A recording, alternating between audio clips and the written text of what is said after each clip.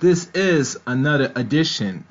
Chaos Reign presents What Keeps Black Men and Women Apart with my guest, Charles Faulkner Jr. Enjoy.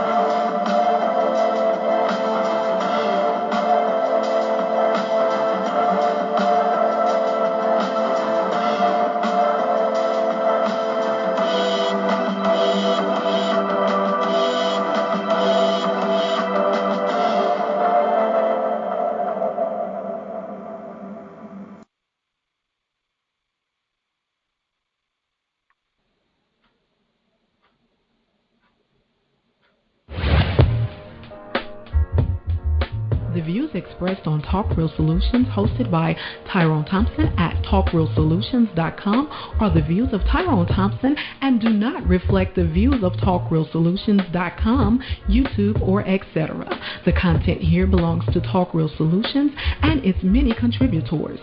Views and opinions expressed by all contributors belong to them and not TalkRealSolutions.com or Tyrone Thompson, the host, or etc. All data and information provided on the site is for informational purposes only. Talk Real Solutions makes no representations as to accuracy, completeness, correctness, suitability, or validity of any information on this site and will not be liable for any errors, omissions, or delays in this information or any losses, injuries, or damages arising from its display or use. All information is provided on an as-is basis.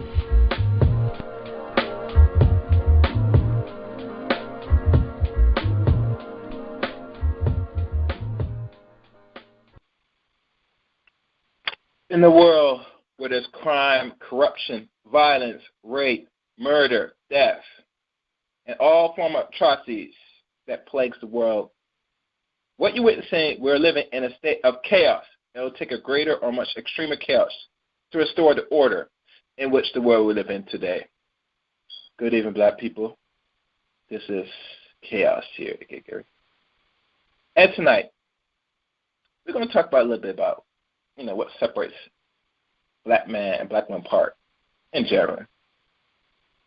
But the call number for tonight's show, and I hope that people listen and participate, but let's see how it goes. The number to call in is, let me scroll up, 712-770-4160. The access code is 915-411-pound. I repeat, 712-770-4160. The access code is 915-411-pound. As I check my message,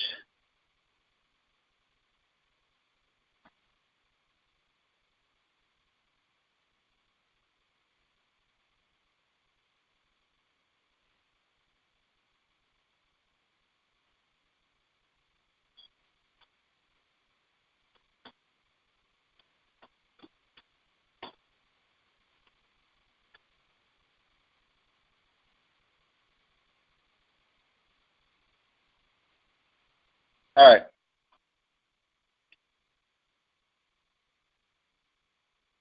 Let me see. Let me check a message here.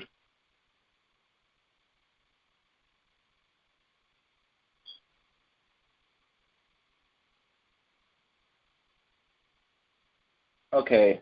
For those that want to find Talk World Solutions, you can find us on talkworldsolutions.com. There you see a 3-point plan for Black Power, Black Achievement. On our 3-point plan, we have a list of Black-owned banks, and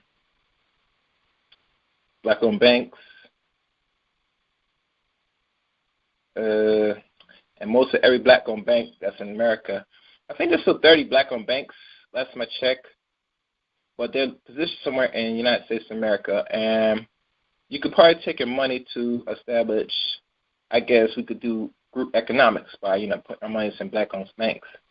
Also, under the 3-point plan, there, pretty much besides the banks and everything else, we also got the latest news, articles, etc. that's on the website. So, all that is there. And we also include a donation button where you can throw as well as $1, $2. That will all go into contributions of the continuation and the growth of this channel. Also, you'll find us on YouTube, where you find Talk World Solutions on YouTube. So, all the information is there. And, yeah, that's pretty much it. Like always, call in. And let me check if we're on now on YouTube. Let me just double check my stream. And to everybody know, last week I had the great BGS Igmore. We talk about current events and, this thing with automation. Let me scroll down.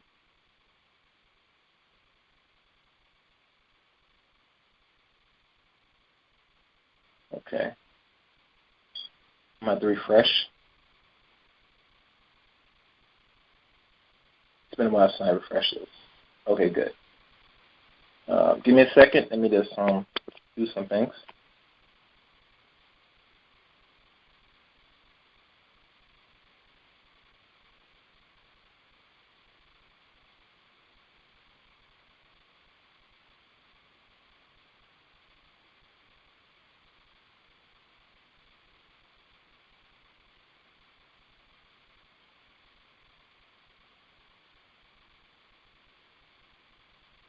All right. I'm just going to type up the YouTube now to check. I'm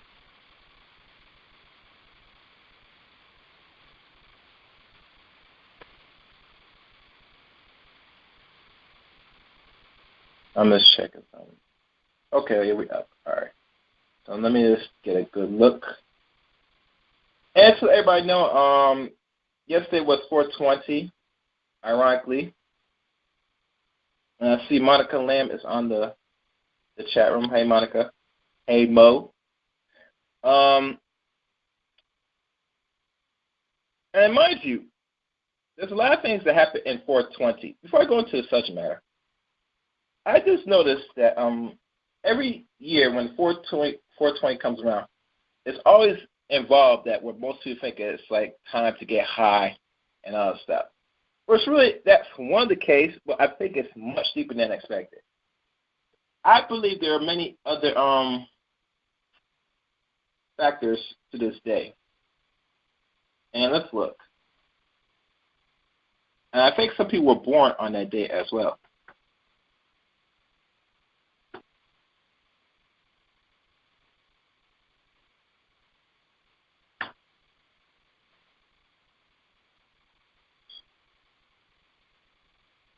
All right.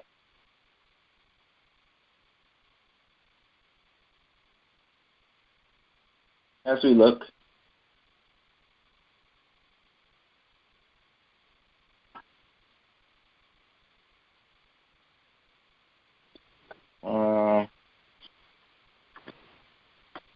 I believe Hitler was born on this day too. Let's double check.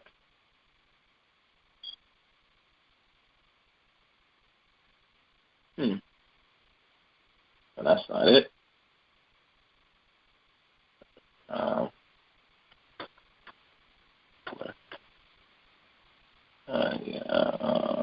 From not seeing. Nazi. Germany. Don't mind me. I'm trying to find something.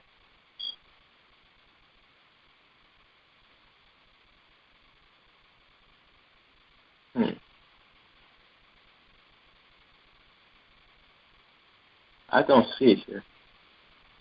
I probably have to find his actual name.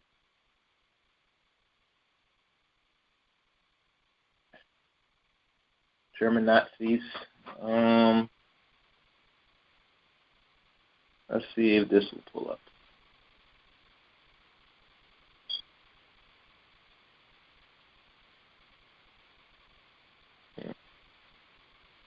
Don't see it. This is very interesting.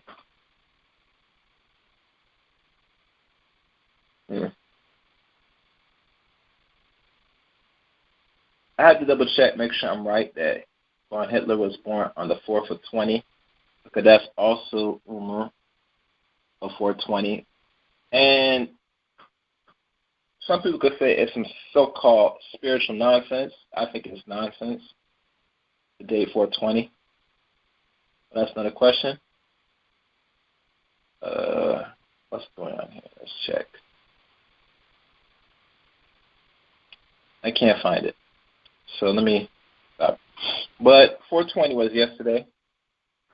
But knowing that, a lot of people, if they're not a weed smoker, a lot of people toe up and get really high on this day. And for whatever reason, I guess they take it as that special day just to get toe up and smoke. But, yeah. Well, I know. But, the day itself is more than just weed.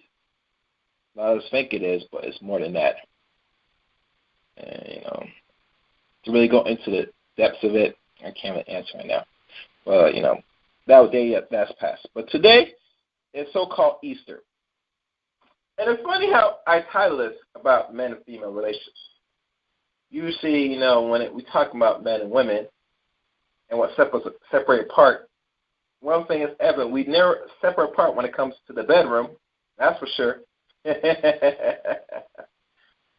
Ooh. Yeah, man. But other than that, we cannot really cohese together as a couple more than when we have to really get it down in the bedroom. And usually there are really sort of psychological means to that more than the physical. Everybody knows that, even the society and system, they invest billions, not millions, billions of dollars to continue promoting the disunity of black men and black women. Some of us, we do it freely without any form of advertising. And we do it because we are trained very well. Most of us base our reality from what we take in from mostly what we hear, what we listen to, and from our own experience, from our own families. It all plays a form of our development as we grow into adulthood. It predicates to our behavior when we see ourselves in relationships. And, at the end of the day, one thing is evident that, I see hi, Mo. One thing is evident that we should really take heed in ourselves more. And, we really got to study ourselves to really why we behave the way we do, especially against the opposite sex.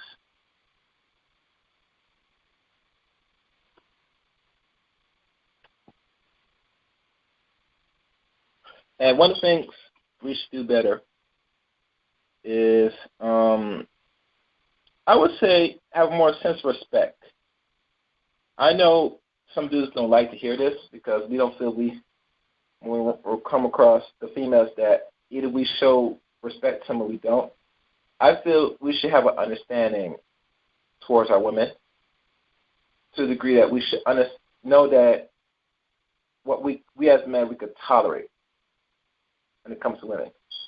I think we don't develop this practice enough as men. I think certain disciplines, certain more experience will help. And there's one thing that I found during all these streams. In regards to a lot of these dudes that complain about they can't get the baddest chick that they want, or what they want to quote unquote call the bad bitch.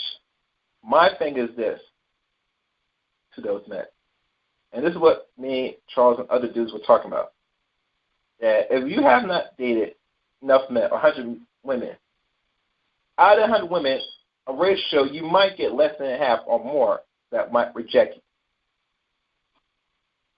And some might not reject you. But it's always a testament of building your confidence and your experience up. And that's one thing we weak and lacking as a race of males. We don't build confidence amongst each other to really strengthen so we can get and really develop that psychological strength when it comes to females. Because every woman behaves and acts differently, including our sisters. And like any chessboard, you have to be able to think yourself out of that board. And to those that want to call themselves, quote unquote, very intellectual, how you solve a problem, you should view how you deal with women. You might put in a little bit more work just to attract the woman you want, but nonetheless, you have to put in that fourth effort of just to try. And I feel one of the few things that enough males don't do, they don't try enough. It's like if a woman turns you down, that's it. No, you got to keep trying, brothers. You know? You have to keep trying because you're not going to grow and learn when you deal with females, especially their psychology. And, you know, like Cerulean said, a good anthropology book or biology book would help the situation, how you understand women. You know, it's a little tricky on this society because, you know, the environment and how policy puts in place to keep the separation of men and women. Because, mind you, our people don't create the policies. We just conduct it what the policy is given, either way or wherever or not. And that's where we lose sight all the time in regards to things that could hurt the men the most and maybe hurt little women or rarely hurt the women at all in the discussion. So when we think of men that hold accountability, or better yet, not accountability, but, you know, in regards that, you know, in any system you live in, that it'll take much for you to really get yourself in a very sticky situation where you can't come out. Well, you know, as a male or as a man, the margin of error is very high, and you have to mitigate that. You cannot be slipping up on situations, especially when it comes to certain women or certain females you like to entertain, fellas.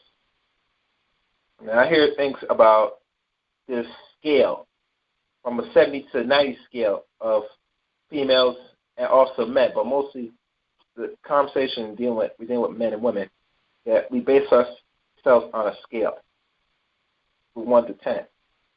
And there are, on an average, if we really be honest as race people, and I'm going to say this, how we view ourselves on a scale, I would say we are around close to 7.5 on the average. Sometimes we might find a few of them here and here that might tip over 8 and maybe hell, even 9%. But remember, you never get 100% in regards to a perfect male or female, in regards to, you know, what type of person you're dealing with. It always goes a ratio from 1 to 9.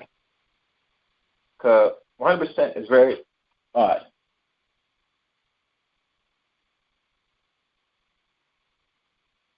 Another thing, in regards to you ladies, and you hear the complaints about a lot of men, and you make complaints about the men too. You have to put yourself in that same position as well, ladies. Especially if you're older. Because, like always, and you might notice, but this is the reality, the older you are, the more less value. In regards, if you're not really cupped yet, the window very much gets to be closed. The window's closing much further in regards to certain values. Now, females could avoid this problem if they act and conduct themselves more in a ladylike manner, or what they want to quote unquote call feminine. But we all know in this society, they train women including our sisters, that you must conduct yourself opposite. But oh shit, I did not put the hold on a second. Hold on a second. I just heard something. Give me a second. Yeah, do this. Where's my conference thing? Let me put that to me. Try to get back to it. All right. I've got to put on the Q&A. I'm not open the mic yet, not just yet. I apologize. And but like I was saying, on a scale.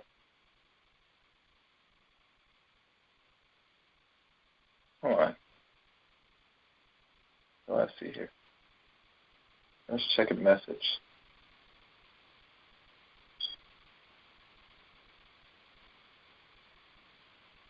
Let's check on something. Okay, we good. Let me continue. Another thing.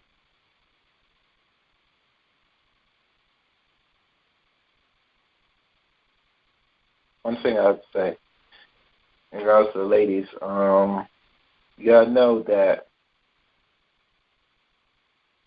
if you desire marriage and that is your intentional goal or end game, and I know enough women want to marry, or that's my chick, they do, then you have to do things at a more timely and efficient manner and accelerate the process much faster, especially as you get older. And besides of your eggs, and if you never had children yet and you want to have children, then and you're concerned that the clock is ticking, whatever case may be. And I sometimes disagree with that clock, that biological clock, but I know it exists for a lot of women, and that some women could have children in their later 30s and maybe 40s. No one says it's not a healthy thing, but that's another story. But if that is your intention, then by all means, you should try to get it as soon as before you hit 30, at least. Because, like always, the older, and you got to keep in mind, ladies and gentlemen, that, even if you decide you want to create families in your later years, you always got to put the time and factor, the time and energy you got to put in your children and all stuff. And at times you won't do the certain things you used to do when you were younger. You know what I'm saying?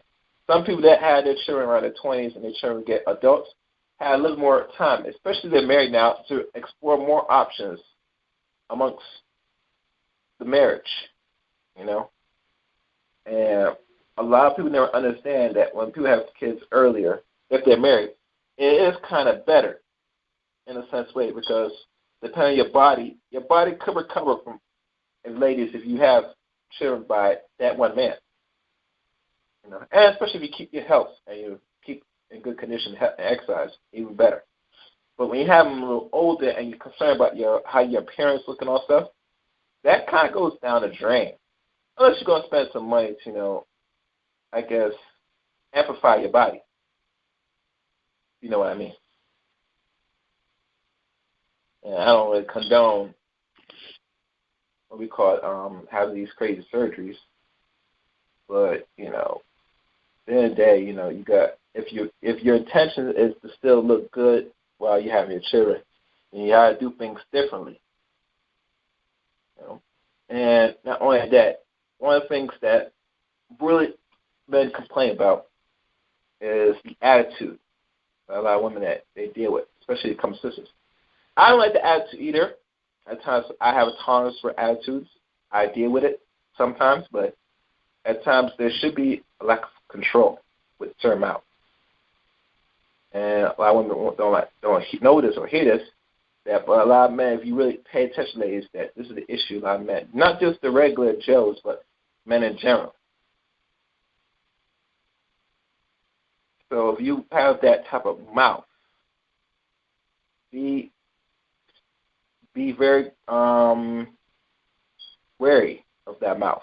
It could either get you in good grace or it can get you in a lot of trouble. Just like one dude said, you heard the same from the same scholar said, when his mother Tom said, boy, if your mouth is going to make you rich or it's going to get you killed, it's one or the other. Because the tongue is the sharpest sword in the drawer, or the sharpest knife in the drawer, in lack of better words. So beware of your weapon that you have. I remember there was slave pictures back in the day when they used to put a mask, an iron mask over black women. And I always get fascinated, why did they do that back then? And now I see now how they use their mouth now, especially if they use their mouth in the right way, it can be dangerous, very dangerous. It's so dangerous that it could spark something in the males. So, this is why the tongue is the most deadliest weapon, Words can be abusing people. So, saying you mean by words can be abused, because men can be abused too. It's not always the physical abuse that men have to be concerned about. It's always what is said verbally. Because they've been verbally abused maybe by their own mothers or their upbringings. And we know we have that mother, black males or black men, that says low-level shit to you when you're young. And in essence, it might manifest in your reality as adults. But like I said, these things do exist and happen. So at times, they don't want to be around that same energy because it's nothing really uplifting or encouragement.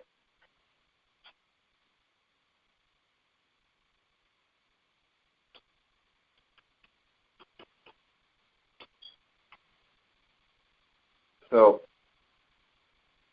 and like I said, this is anybody could open and call in. I'll repeat the number. The call number again is 712-770-4160. The access code is 915-411#. The subject for tonight's show is titled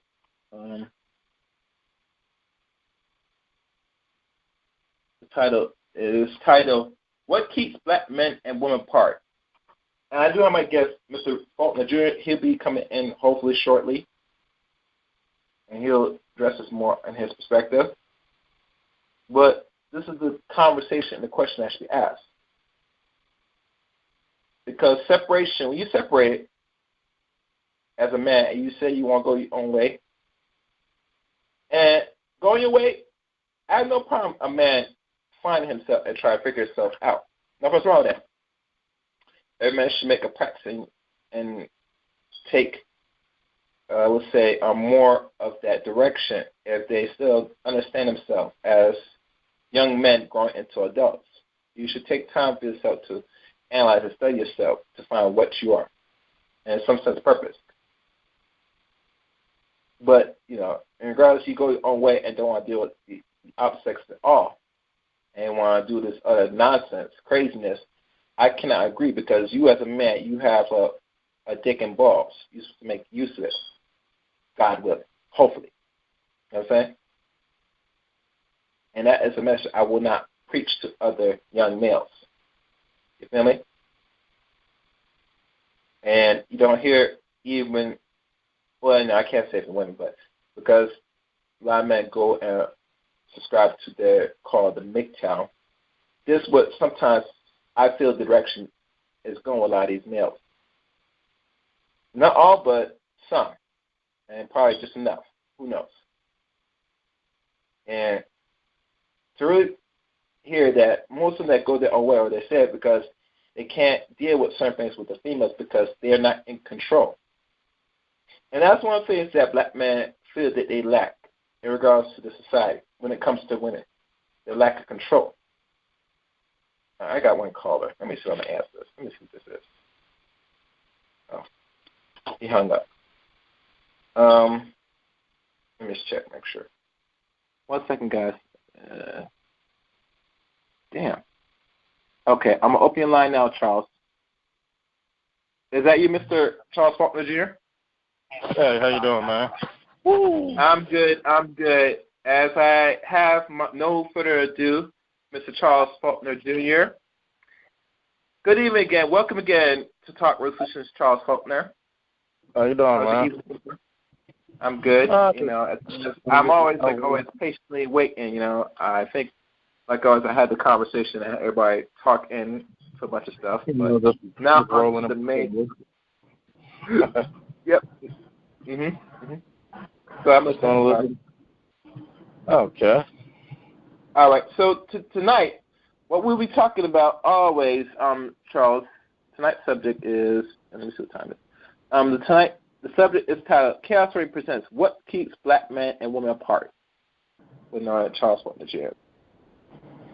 All right. So as we go into it, onto the subject matter, Matthew, what do you think that you take out of this? Of really, when we talk about black men, black women, and in regards to how we view and see ourselves relationship-wise. Well, personally, you deal with your part. Well, we've been given the ancient doctrine for how long? And that's how innately we see ourselves. Instead of seeing ourselves as complementary, the black woman can do things the black man can't, and the black man can do things the black woman can't. We became pretty antagonistic towards each other. Many things like ego, policy, not understanding the psychology and the biology of the man and woman keeps us apart. Mm-hmm. It's a struggle because we don't see the functionality in the other. Mm-hmm. You have feminism that's been heavily weighed down and taken as gospel by our women, and you have the effemination tactics of not only education institutions but also the culture that's been heavily used against our men. Mm-hmm. You have one side trying to be like men with all the power without any of the responsibility and accountability, and you have another group that don't know how to be men. When you take away a man's functionality, you take away a lot of his being, a lot of his soul. I know there's going to be people that say, I'm going to be a man regardless, and this, that, and the fourth. Sure. When you're not seeing a functioning product by your woman, it's going to take a hit on a lot of men. Because of that pride. We don't want to say it. But when you hear the words "ain't shit" from your woman, who's supposed to be your greatest supporter, I don't care what nobody says. It's going to make you feel a little shitty, if not greatly. Especially if you came up in a home where men were treated like shit, whether verbally, emotionally, or physically. Just on the opposite end, you're going to have women who don't understand what a man's supposed to be without growing up with one, and not seeing a lot of great positive influences in their adolescence and young adulthood. Mm-hmm. So it's a real delicate situation, Chaos. I see it. The one thing I find challenging, I just said this earlier tonight, about the apartments. I always look at, in regards to men, I speak on the men's stuff before I give my take on the females. In regards to men, I tell men to always self-evaluate and improve on ourselves, Mm-hmm. Most for anything else, because when we talk about this gender battle, what separates apart, we have to really be clear and understand that, with policy and major factor put in our obstacles in our way, it is institutionally inhibited to see the black man, black woman in odds each other, even go as far as to keep us apart. Besides, and the only time we engage in regards to union is when we had to throw down in the bedroom. But in that, everything is like a tug of war. Yeah, it's almost like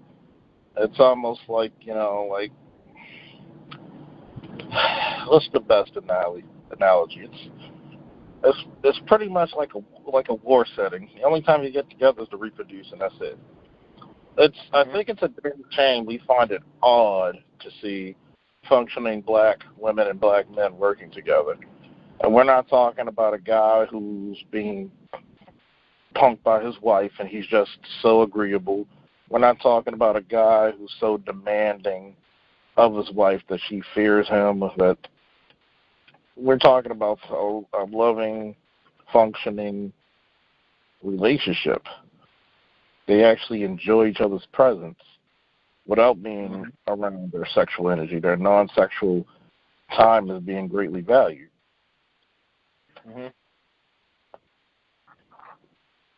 Yep.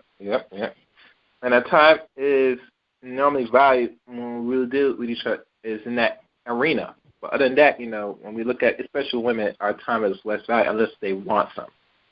Yeah, or because, they can take because, feminism teaches, Gloria Steinem said, a woman needs a man like a fish needs a bike, but the bullshit about it is with Gloria Steinem, she found herself a couple of bikes.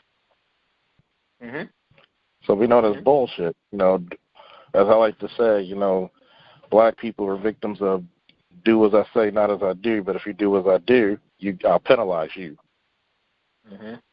We saw that happen in the late 70s and 80s when you put the splinters and several factors that went into the black family. Hell, feminism and the crack epidemic did what slavery and Jim Crow couldn't. It's kind of funny, like if you gave us strife against the system, if you put a system against us, we'll actually grow tighter. Once you give freedom to everybody to do what they please, and hey, we're all equals, instead of saying no, we're not equals, we just complement each other well, and we believe this indoctrination, it becomes foolish. Like, I don't need a man, but you see everybody else around you, but at the same time, you do. You don't hear too many men that say, I don't need a woman, because we're not going to go down that rabbit hole. And when you need a woman, we're not just talking about just the sexual energy. You shouldn't see men as ATMs, and men shouldn't see women as just sexual objects either.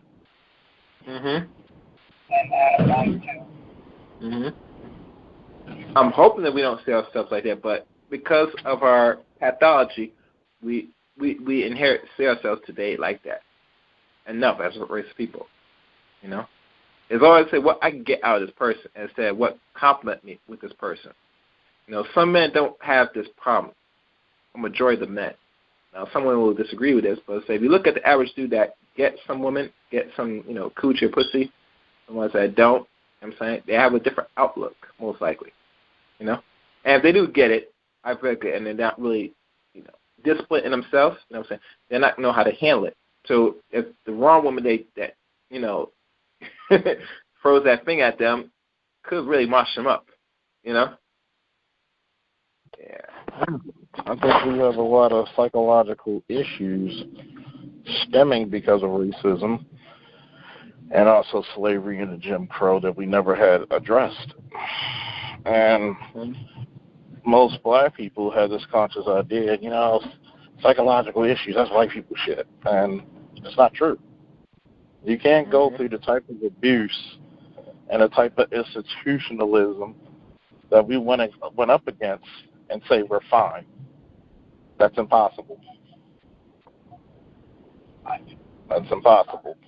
That's like saying, that's like telling a rape victim after the heinous act was committed, oh, you're fine, or an abused child, oh, you're fine, and expect them to grow up to be functional without giving them help. It's amazing how you can credit the strength of black people. Any other people would have been pretty much eradicated. And somehow, some way, they'll make a way, but at the same time, we are at a detriment. Our boys are doing their worst due to the breakup of the family. Our women and our girls are at their most unhappiest. Something has to give. And because we have a lot of this angst against each other, it shows more so. We don't have any solidarity.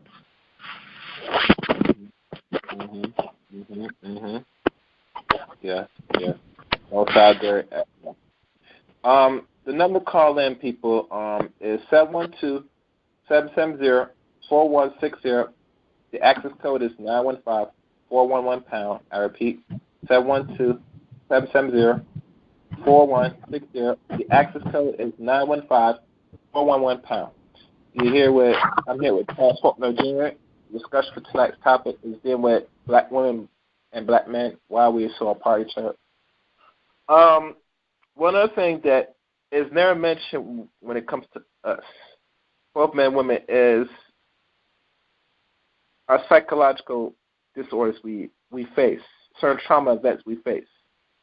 And when we don't really talk about trauma, not besides the ones that was inflicted on us centuries ago, but even today, we inflict even more greater traumas, even towards ourselves, especially in our development stage, as we're going into young adulthood to adulthood. And like any male, or most males, they go through their stage of ups and downs with women because the mother is their teacher most of the time. So to understand women, especially black women, they're around their mother mostly every day, all day, every day. And it brings to a good portion of the men, depending on what the mother has done for their sons, besides food and clothing them, but their psychological needs is very poor in that avenue. Where at times, they can draw the great potential out of their sons if there was more better encouragement or upbringing to put him in certain institutions so he can exude his ability to oppose an environment. And there's one of the things that I look at it very heavily and pay attention very detail because, for you women to have the men that you want, you have to be able to, fertilize and nurture up to see it grow strong. And I don't see enough of that being done. So when it comes to even the sexes, and the boys that, let's say they like to entertain other races of women, it's because you created an atmosphere of frustration or less of value to these boys that become men.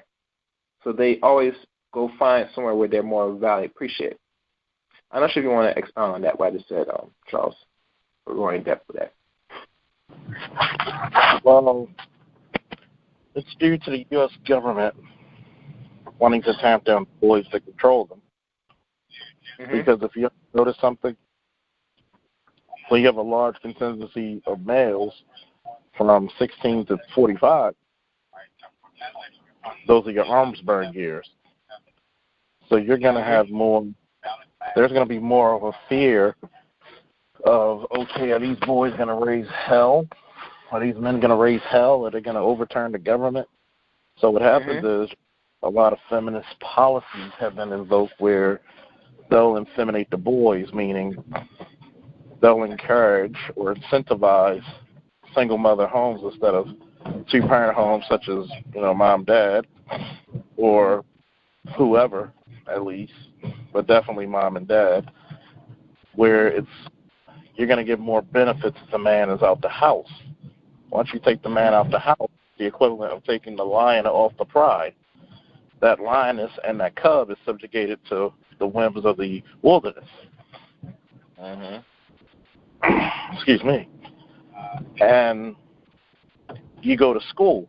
Who are you in front of? You're in front of another woman. You're pretty much being told that your masculinity in so many ways is not needed and justified. You're never encouraged to be a male. You're never taught to be a male. Like men typically learn their best tactically. We have to manually work things, tinker with things. We investigate. Whereas the women are more verbal, they can sit down longer. That's just their temperament and the way their brain works. It's just the way God made it. Nothing wrong with that. So when you favor the females in a society over the boys, what's going to happen is the boys are going to do more effeminate or feminine things to get ahead. They're not going to challenge the system. They're going to be challenged by the system. They're going to be afraid to buck the system, meaning you're not going to get the men who are going to protect you. You're not going to get the men who are going to push forth and challenge the environment. What you're going to do is you're going to get the men who's going to get along, to be along without any conflict. And sometimes conflict gives you progress.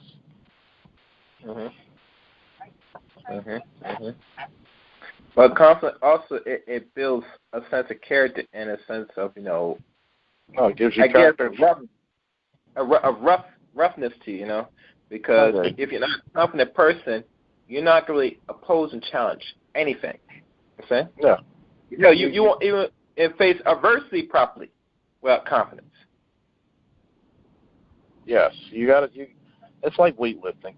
The only way you're going to get stronger is you're putting more stress against it. You can't get stronger lifting the same amount of weight. You got to challenge yourself. You got to make things more difficult. And we're not encouraging our boys. We're not encouraging our boys to challenge things. We're just tamping them down. We're basically nerfing their abilities. But we're giving the girls a leg up, saying, "Oh, she got to get her education. I mean, that's cool. She should get her education." And typically, black women always got their education more than black males because the type of work that we did, we didn't need a degree. We had trades, we had skilled labor. So when, the black girls always had access to that. So when you put them in more male-dominated spaces, you're trying to invoke the spirit of masculinity, which you're not doing the same for the boys. And that's where a lot of the conflict lies, is that what am I going to become in this society? Am I going to be justified and uplifted, or am I going to be tamped? And that's where a lot of the angst grows later on in life when it comes to men and women of marrying and mating age, is that the women do settle. She can't find a man on her level. Why? Because the men who were supposed to be on your level were never created. They were never encouraged by mom. They were never encouraged by the school to be great.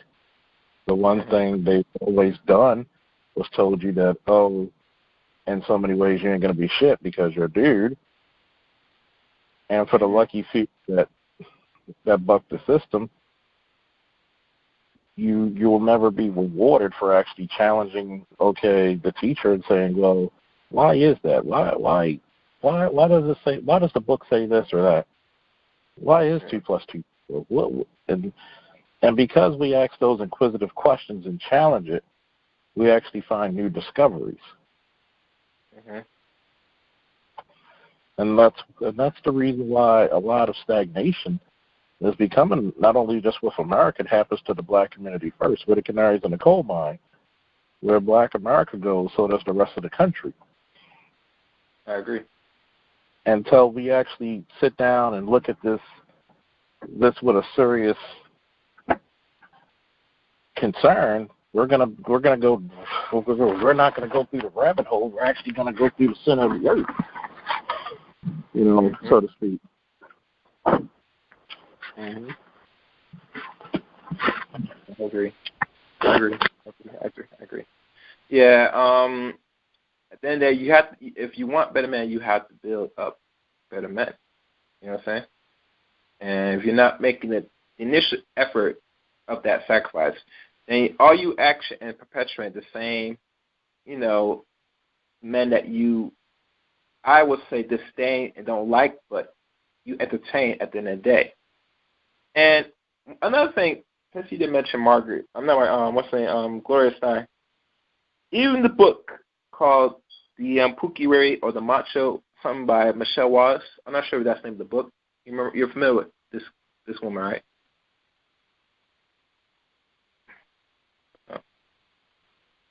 Yeah.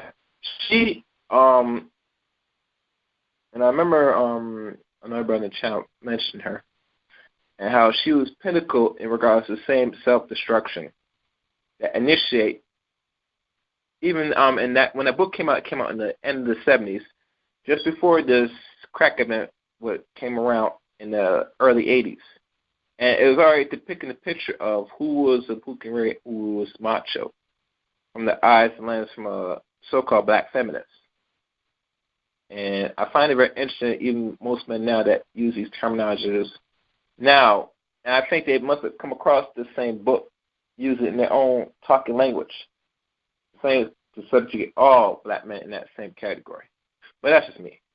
I think Charles stepped away for a minute. So this is what I'm going to do. I'm going to open the line slowly. He'll call back again. Yeah, sure? Yeah. Yeah. I'm opening your line. Yeah. Yeah, sure. Yeah. No, it's funny. We were just kind of having some of the same conversation. But no, I just wanted to say one of the two things I always try to stress, and this is to, Mr. Faulkner, and I think he knows this himself, so, he can kind of add, or, and the psychological effects of slavery when it comes to black men and black women. We take it very lightly that this doesn't affect the way or how we have relationship or how we deal with one another. We take it too lightly, and this has a very a profound impact on our thinking and how we deal with black men and black women, and how we deal with each other. The second thing is this is propaganda. And I spoke, and we talked about that too. Was the ideal of attacking black males, attack his sexuality, attack his manhood, constantly have the media focus on his manhood as being, quote, toxic. You had that one fool who wrote the article on black masculine. It was a black male being toxic. His manhood was toxic. I think that black male toxic masculine. Yeah. Right, and I think that's black men are the straight black men are the terrorists of black females. Exactly. Yeah. The root group. And they tend to do these things to attack black males, and it also comes from other black people attacking black males. So it comes from other black men attacking black males. I think that this is a lot that we have to talk about. I think that Mrs. Steinem is very interesting because she was a spy, and she infiltrated the Black Panther Party. Matter of fact, she used Michelle Wallace to do it. She used a lot of black women who were sympathizing with the Panther Party to go in and right. And so there's a lot there to that. Michelle Wallace had a very interest in black manhood for some reason at that particular time, and she did a number. But this is something, but I say that propaganda is social media has become really a problem when it comes to black males.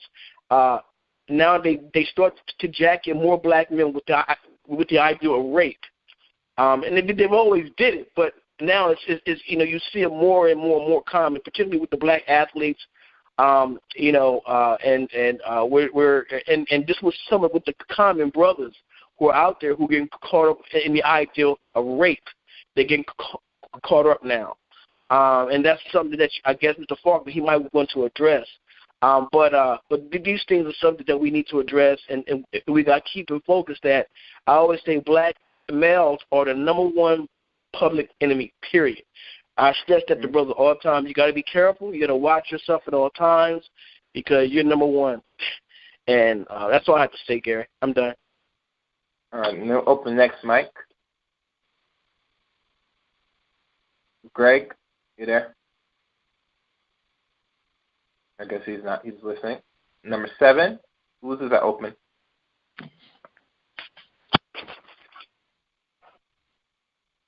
Who's this? Hello? Open? Yeah. Hello. Go ahead, okay. Before you mute me, though, this is Miss Lady.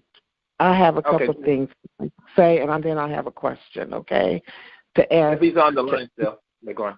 Go ahead. Okay, the first thing, I think there's a lot of generalizations being made, and I keep hearing this thing that black mothers don't care about their black sons being educated, and that is absolutely false. Because even within my own family, the women, and starting with my mother, made sure both of my brothers got a college education, and they were professional people. One's a civil engineer, one's a retired educator with a master's. My son, I made sure he got an education. He went to private school his whole life. I paid for it, and he has 2 university degrees. My sister's son went to the top aeronautical university in the country, and it's a pilot for a big major airline. She made sure he got his education, okay, from the time he was a toddler. My other sister's sons, my 3 nephews, all have bachelor degrees, okay? She made sure her sons went to college. So I know I have friends that did the same thing for their sons. And these women worked hard. You know, they might have been single parents, they might be divorced, they might have been married, but they made sure their sons, they not only just had, you know, the academic education, but other education, including music. They pay for music. They pay for summer programs, all of that. So this whole generalization that black mothers don't care about their sons getting educated is a falsity. Okay. Secondly, the thing about it is, if it seems like the black mother is always targeted. No other groups targets their women like black men, and holding the mother to be responsible for all of the failures of their sons.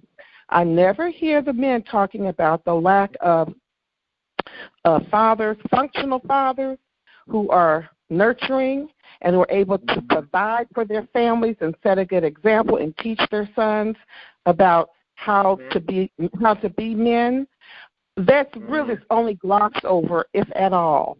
So the lack of that in the household is, I think, way more important and has a direct impact on how the sons end up, more than what the mother does or not do. Now, I'm not talking about the extreme, so you have the abusive, alcoholic, raging mother, or who you know, the psychopathic mother.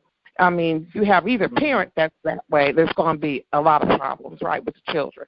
But I'm talking about, and so many of the black men are unemployed, or they're underemployed, or they're having all kind of job pressures and stresses, and we know what's causing that. But black women go through the same thing. It's because they have a job or they're allowed to get a degree or educated doesn't mean that they're not encountering a lot of the same stresses, if not more, than the black man.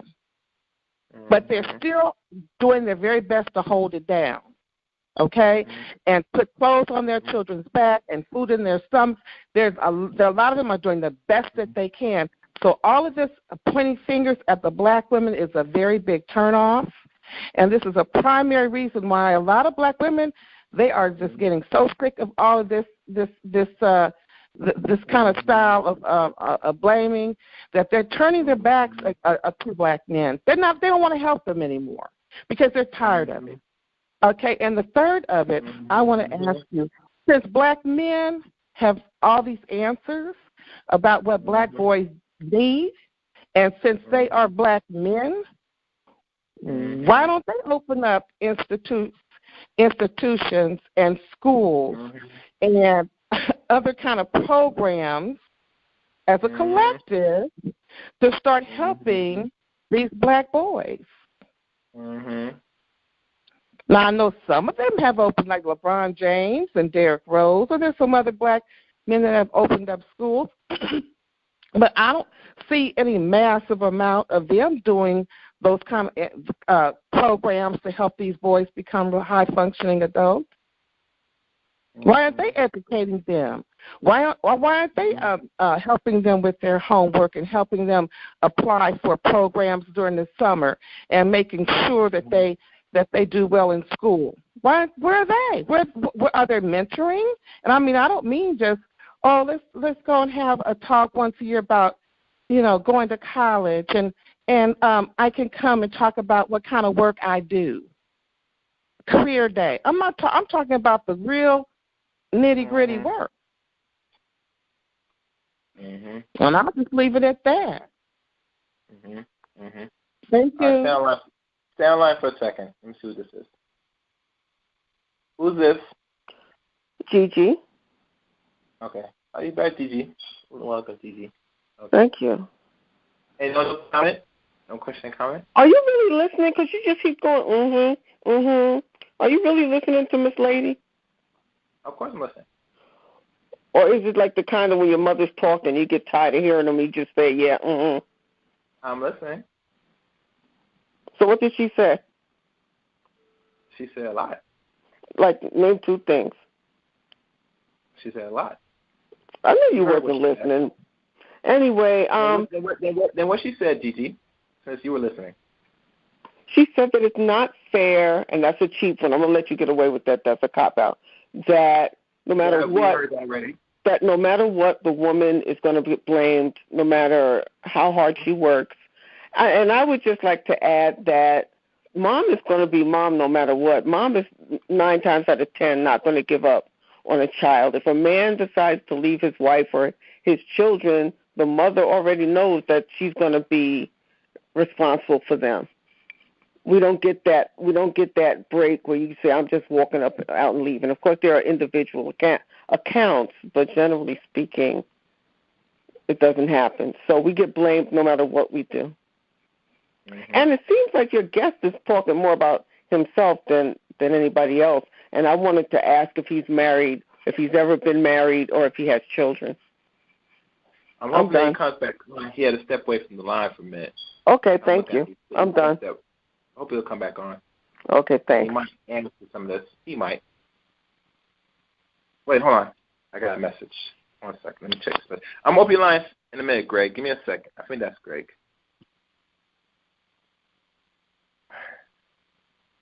Give me 1 second. Oh, he's back. Okay. Let me, damn. Okay, can you call back in, Charles? I don't see you on the board. Hold on.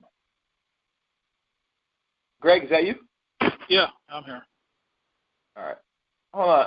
You can talk for a minute as I try to find Charles back on the line. Okay, I want to ask that guy a question. Shit. Oh, he's back. Charles Faulkner, you're back? I know you stepped away from the line for a bit. I'm back. I don't know if you want to answer it. How long you were listening? I was listening to the whole thing. Okay. Do you want to respond to anything that Miss Lady said or anything like that? Oh, yeah, because, one, I wasn't talking about myself. I was talking about the black collective. I'm gonna say this once again, and I said it on your chat before. 5 to 10 people do not represent 47 million, do they? When you have a lot of mothers tamp down their boys and prop up their girls, if it was true that every mom does all this work, your sons would not be going to jail at an alarming rate compared to other races of men. Your boys would also have jobs or create businesses. They would be allowed and taught how to challenge the environment, correct? Correct. Wouldn't be suffering. They wouldn't be suffering through school. If mom really did this work that she claimed, why don't you promote all boy and all girl schools? Last time I checked, I talked about both black men and black women, did I not? Yep. Mm-hmm. So there was no bias about it. A lot of bias. No, it wasn't. A lot of bias. A lot of bias. If I it's talked subconscious. About you don't even realize when you're saying it. You always turn it back to the mother being the bad guy. You always very biased. Very biased. He's subconsciously dishonest as well. One at a time, ladies. One at a time, ladies, please. Do you blame the manufacturer? He's intellectually dishonest, and he's extremely biased. And maybe you want to talk about the justice system about being an ex-police officer. Is it not true that more kids are accused? A lot of female energy. I'm not interested in responding to him. Either am I. So how could I be biased if I spoke on black men and black women? I don't see black women going down to the Board of Education to say, get our boys in STEM. Not in mass. Oh, no. I don't see black women say, get our boys out of jail and put them in trade. How about black women and black males? How about mothers and fathers? They always aim it at the woman. The boys are going to join their fathers in jail because they weren't there to raise them. That was cold, Miss Lady, but it was good too. That was cold-blooded, Miss Lady, but that was jail. How many of them send their grandfathers and their fathers and uncles in jail because none of them were there providing functional black manhood to those boys. So you're telling me that a woman to do that. The boys to their father. Expecting black women to be a lot of female energy here. A lot of female energy. Ladies, one at a time, please. I can't hear everybody talk. For you. I'm getting emotional. Why not give the boys to the fathers? I'm not emotional. I'm just being clear. Nobody wants to be Mammy Mule and Superwoman for Why you. You're not Superwoman. Nobody is. There's no Superman or Superwoman. Apparently his mother was not enough. She was very That's what you want. That's what. Go find another woman to do it. To sign up for all of this pathology. Nobody's going to sign up for it. Fathers don't want these sons. They're not voluntarily coming to get their kids. You talk about boys in the hood, man. You need to stop. That was your fantasy. No, that's the simple answer. Give the boys to the fathers. That was your fantasy. You know the fathers ain't coming to get them kids. They barely come to visit them. They barely come to visit them. They barely pay child support. Who has reproduction rights? Can a man force a woman to get an abortion? Men are not coming to get these boys, and you know it. So guess what? They are. Men are not coming to get these boys. These fathers are not coming to rescue these boys, and you know it. Opportunity, and they did not do it. They do not want full custody of their children. No, they don't. Who actually, and when you talk about LeBron James' school, LeBron James didn't pay for the school. That was Nike. That was to I don't care whose school at least it's there. What the fuck? It's not It's a big deal. They wouldn't have paid for it if it wasn't for LeBron James' name. They paid for it because of LeBron James' name and his history of trying to build up the black community. Celebrity to get it done. What are you doing? Exactly. He's whining about his childhood, why his mommy wasn't there for him. He's just whining about his childhood. That's all. Black men don't do. I'm not projecting. I'm not talking about my life. There's a lot of female energy here. That's all I'm saying. Have you ever read the statistics on child abuse and sexual child abuse? You're 3 times more likely in a single mother home. So where's the father at? Where's the father at? 3 times more likely. Where's dad? That's what. You're more protected. Are you going to blame the mother for the father not being there? I'm telling you to blame the mother for everything that goes wrong with these children. Where's the father? Where is the father? You erased your own argument. You just erased your entire argument right there. This is playing out. That narrative is playing out. I'm sorry. You're going to come with a different narrative because it's old and playing out and nobody's buying it. Nobody's buying your old played out narrative. And what does that say? A woman would rather have government assistance and have the man kicked out the house. What does that say about the man? That means he ain't bringing nothing to the table except a bunch of problems. What does that say about the man? And she'd rather get a government assistance than have a man in the house. That means he's not bringing anything but problems. Because number one, let's talk about the truth. Okay, so your whole narrative is played out, it's old and played out, and nobody buys it. Nobody buys it. Okay, it's really silly. It's a silly old played out narrative. It's played out because you want power. That's what you want.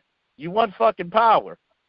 You don't want to give the boys to the fathers because you won't want to lose your baby. You don't want to lose your baby. It's about self-empowerment. It's not about self-empowerment over family. Which is what Let me ask you a question, lady. This lady, can I ask you a question?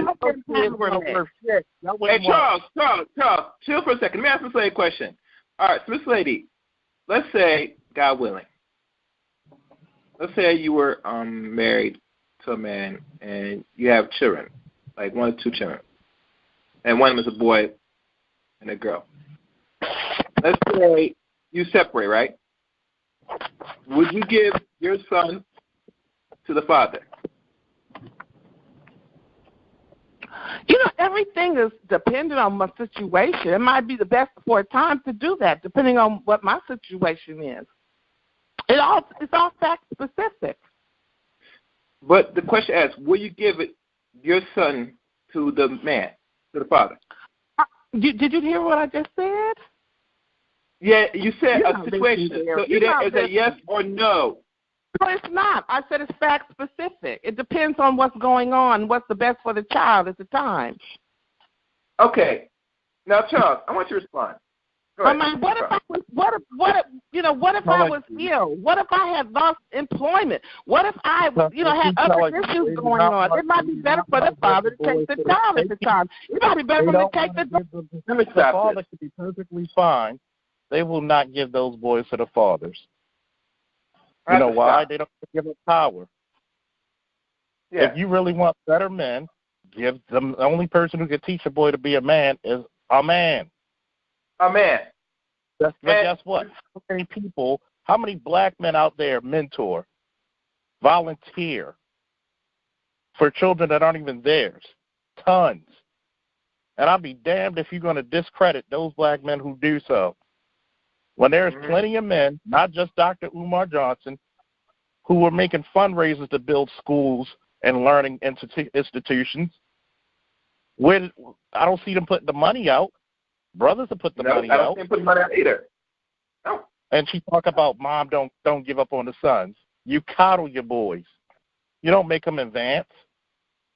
Yes, congratulations. If you're a single mom and your son has a degree or a great paying trade, congratulations. You did what you're supposed to do. But is that the exception or is that the rule? That's the exception. Of course, we're not being disingenuous in saying all black women. No. If you actually listen to what I said in the beginning, I was talking about the psychological issues between the black man and black woman. And I held both accountable. Did I not, Chaos? Yes, you did. So, and I'm talking about myself, I'm talking about the entire race of people. When we went through the policy, when we went through the effemination that the government put us through, when they'll give more jobs to black women than black men purposely,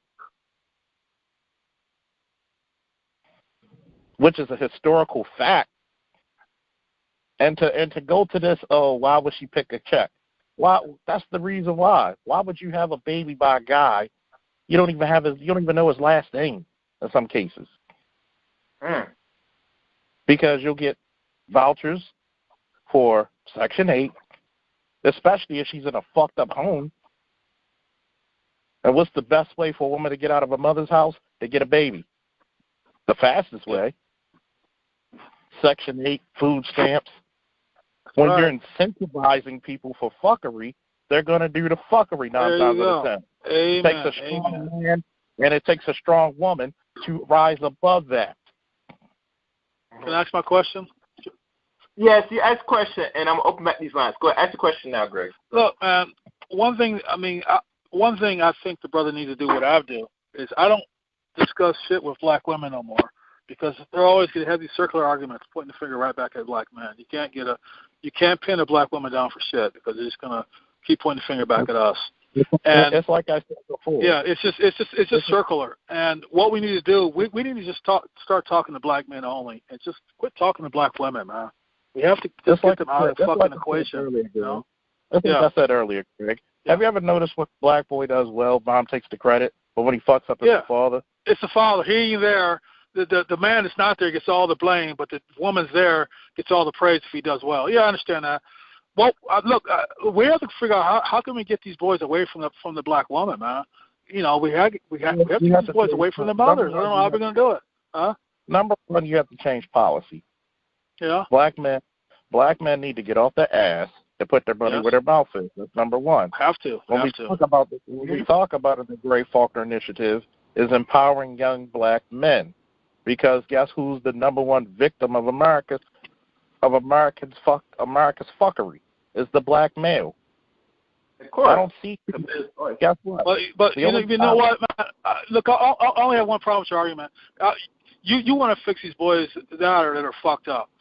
I want to stop these boys being produced by being brought up in these fucked up environments with these single black mothers. That's where I'm at.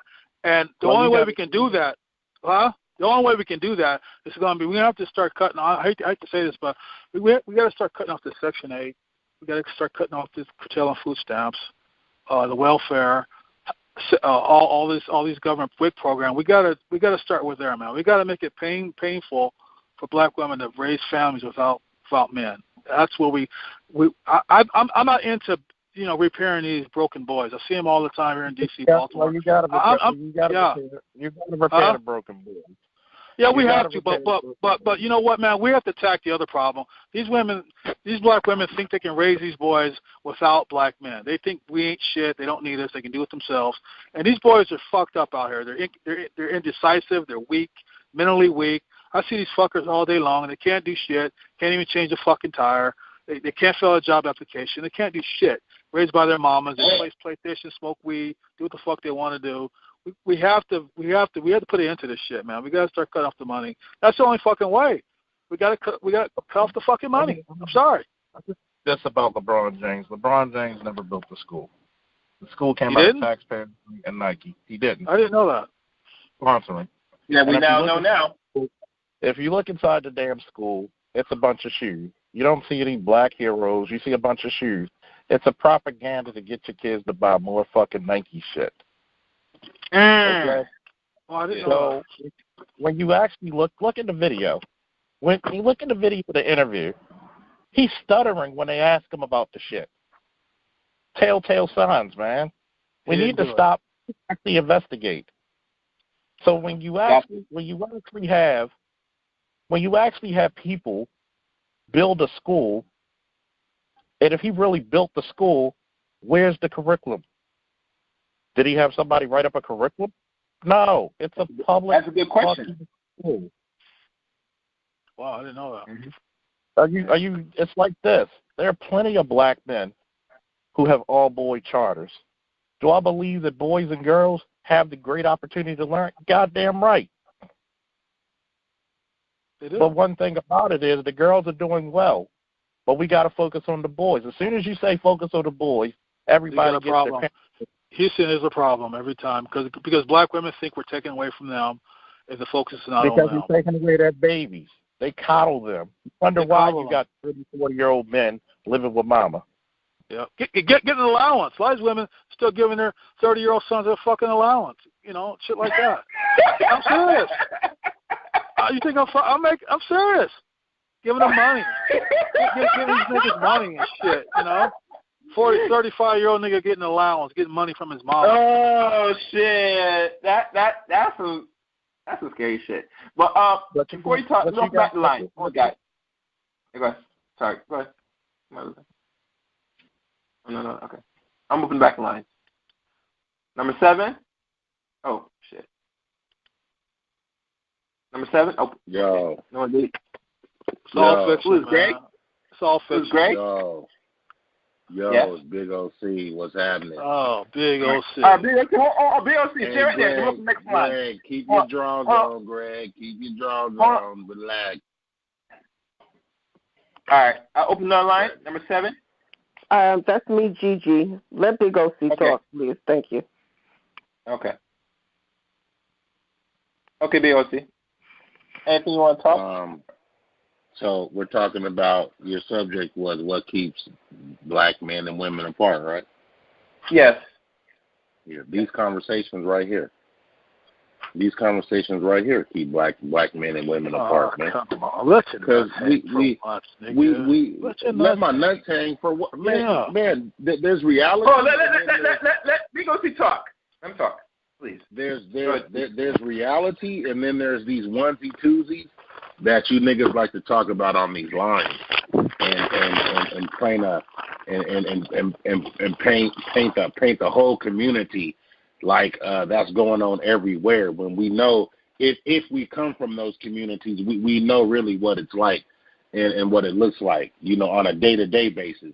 Because, the way y'all make it sound, any outside person listening to it, black people are all the way fucked up, all black people. So I just want to let the audience know and the listening people know that, there is a small segment of black people that are not doing as well as they can, and there's a segment of every other community that uses all these benefits and all these things that I guess black women are choosing to have kids for. Every other woman that gets those benefits is choosing to do the same thing. So stop. We're talking about the black community. I'm not deflecting, but we're talking about what keeps black men and women apart. And what I know is, when I have sisters, right? So I've seen a lot of their relationships. I've seen them have children. I've seen them, some on child support, some not. Did you go up with a father, OC? What? Yes. Okay, then. And I still had sisters that had children young, Greg. So what the fuck does that mean? That means they fucked up. Exactly. So father in the home or not, dummy, they fucked up, right? They fucked up. Yeah, they fucked up. Okay. So what's the difference? The difference is if you take 100 families, 100 with fathers intact, 100 without, the families with fathers would do better statistically. Nigga, you don't even know 100 families, nigga. I'm just telling you how it is. So, okay, let your nuts hang. This is another thing, Greg. You on your second go round, right? Yes, sir. So once again, what happens is, as men, a lot of times, and I'm just saying from my standpoint, do we honestly can say that when we get these women pregnant, we want the child? Do you guys go to the women and you tell them, hey, I want that child? Yeah, mine was planned. I cut the umbilical cord, went to Lamaze, everything, dude. Yeah, but we're talking about all these black women that are all these ones we talk that you guys talking about on these phones. sisters having babies with these niggas out here. Yeah, the niggas want the kids. Can I ask a question? Yeah, go ahead, man. So, who has the reproductive rights? The men or the women? Man, I don't. Can we just speak from we live? Can we just speak from the black community and what happens in the community and not the reproductive rights? Because when the little nigga is laying down with the broad, they ain't thinking about reproductive rights. Guess what? Answer the question. When they fucking behind the house, they're not thinking about reproductive rights. Let your nuts hang, OC. Let your fucking nuts hang, OC. Let your nuts hang. Greg, when you fucking these bitches, when you was fucking them bitches, was you thinking about reproductive rights? Or were you just out there fucking bitches? So guess what? Yeah, that's what I thought, nigga. You ain't even going to answer the question, man. Stop it. Let's keep it real. Stop it with your reproductive rights, nigga. Look, let's just keep it real. Ask you this question. Let's keep it real. When niggas on this line talk about they want to fuck hoes. You know what happens when you fuck hoes? You're making hoes. Answer the question, nigga. Answer the question, nigga. Well, answer the question. You deflecting like Wonder Woman right now. Because you just went around it. You sound like who? So you're telling me, wrong. If it takes two people, we could agree it takes two people to make a baby, right? Yeah, man. But it takes one person to decide if the baby comes on the earth, comes to be born or not, right? Okay. So if you gave equal productive rights and say, hey, the man, what if the man wants it? What if the man doesn't? What if the man wants the baby and the woman doesn't? Then what happens?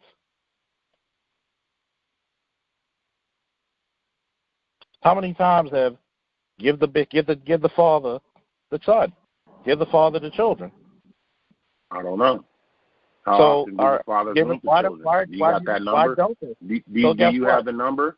Do you have the number of how many fathers want the kids? Let me see. 42%, 40 to 42% of black men don't even have kids. 52 that they know of. But guess what? But you're talking about 8%, and you got to go through each narrative. How many women go through hell and be vindictive and keep their kids away from the father? How many? Here we go with these isolated motherfucking Jerry Springer motherfucking topics. Y'all niggas sit and come with these Jerry Springer topics every motherfucking time, man. Guess what? The only time you can actually go individual is when you're looking at each individual story. How many mothers are vindictive with the child? I don't know. How many? How many fathers are vindictive and won't spend time with the child? How many mothers keep them from spending time? Oh, you ain't paying child support, you're not going to see them. How many fathers don't pay child support? We could do this all day. Don't pay child support. This goes back and support forth. means you're taking care of a child. No. It means you're getting less money. You're getting less money. You're not doing shit. Do something. Does a child care about money or being taught or spending time with their parent? If the parent, he can pay child support and still be there. But guess what? How many people are willing to send that father to jail? I don't know. What are the numbers? But yeah, you tell us. You're supposed to be the expert.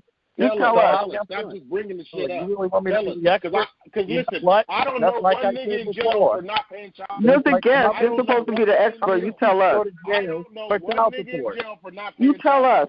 I don't know plenty of people in Me jail. personally, I don't black know men are in jail for child support or other nonviolent crimes. We're still asking you. Go ahead. What's the number? There's plenty of men in jail for child support. How many? That's the answer, plenty? That's your answer? You're supposed to be the expert? Plenty? How many? There's plenty of men. So guess plenty? what? That's your statistic? My expert opinion, why aren't you giving... What makes you an expert? What exactly makes you an expert? Why aren't you supporting these You're fathers talking about plenty of this, plenty of that. You sound silly. Nobody wants to be part of the Charles Faulkner nonsense. You don't even have your own statistics for your own argument. Wait a minute. You another Tommy Sotomayor, nigga. There ain't another Tommy Sotomayor. Yeah, you are, nigga. Yeah, you are. That's what you are. He's worse, because we know Tommy's a joke. I think Tommy knows he's a joke. This guy doesn't realize he's a joke. Right now, because you don't like to be told. You don't like to be told the truth. Well, a lot of these dudes don't want them. If that was all true, you said was plenty. We said what's the statistics? Plenty. You're telling me. You're gonna right here and really be disingenuous and tell me majority of black men don't want their children. Who has them? Yes. Now you full of shit. Oh. And there's no way to prove it one way or the other. All right. Let me open the next line, man. Brother G? Yeah, man. How you doing, man? Gary, can I read something? Well, I have a comment. I got a comment. I just want to read this real quick. And this was the rules and regulations for teachers from 1872 to 1915. Teachers each day will fill lamps, clean chimneys. Number 2, each teacher will bring a bucket of water and a scuttle of coal for a day of session. Number 3, make your pens carefully. You may whittle nibs and individual tastes of the pupil. I'm almost done. Men teachers may take one evening a week for courting purpose, or 2 evenings a week if they go to church regularly. The next one, after 10 hours of school, the teachers may spend the remaining time reading the Bible or other good books. Here we go. Women teachers who marry or engage in unseemly conduct will be dismissed. Women who marry or engage will no longer teach, will be dismissed. Every teacher should lay aside from each day goodly sums of his earnings for the benefit during his declining years, so that he or she will not become a burden on society. Any teacher who smokes, uses liquor of any form, frequently pool or public halls, or gets shaved in a barbershop, will give a good reason to suspect his worth, intentions, integrity, and honesty.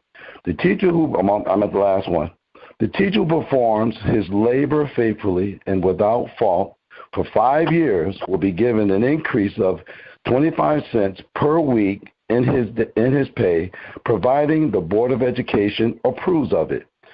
Last one, you may ride in a buggy with a man if the man is your father or your brother. I'm bringing this forward for a reason.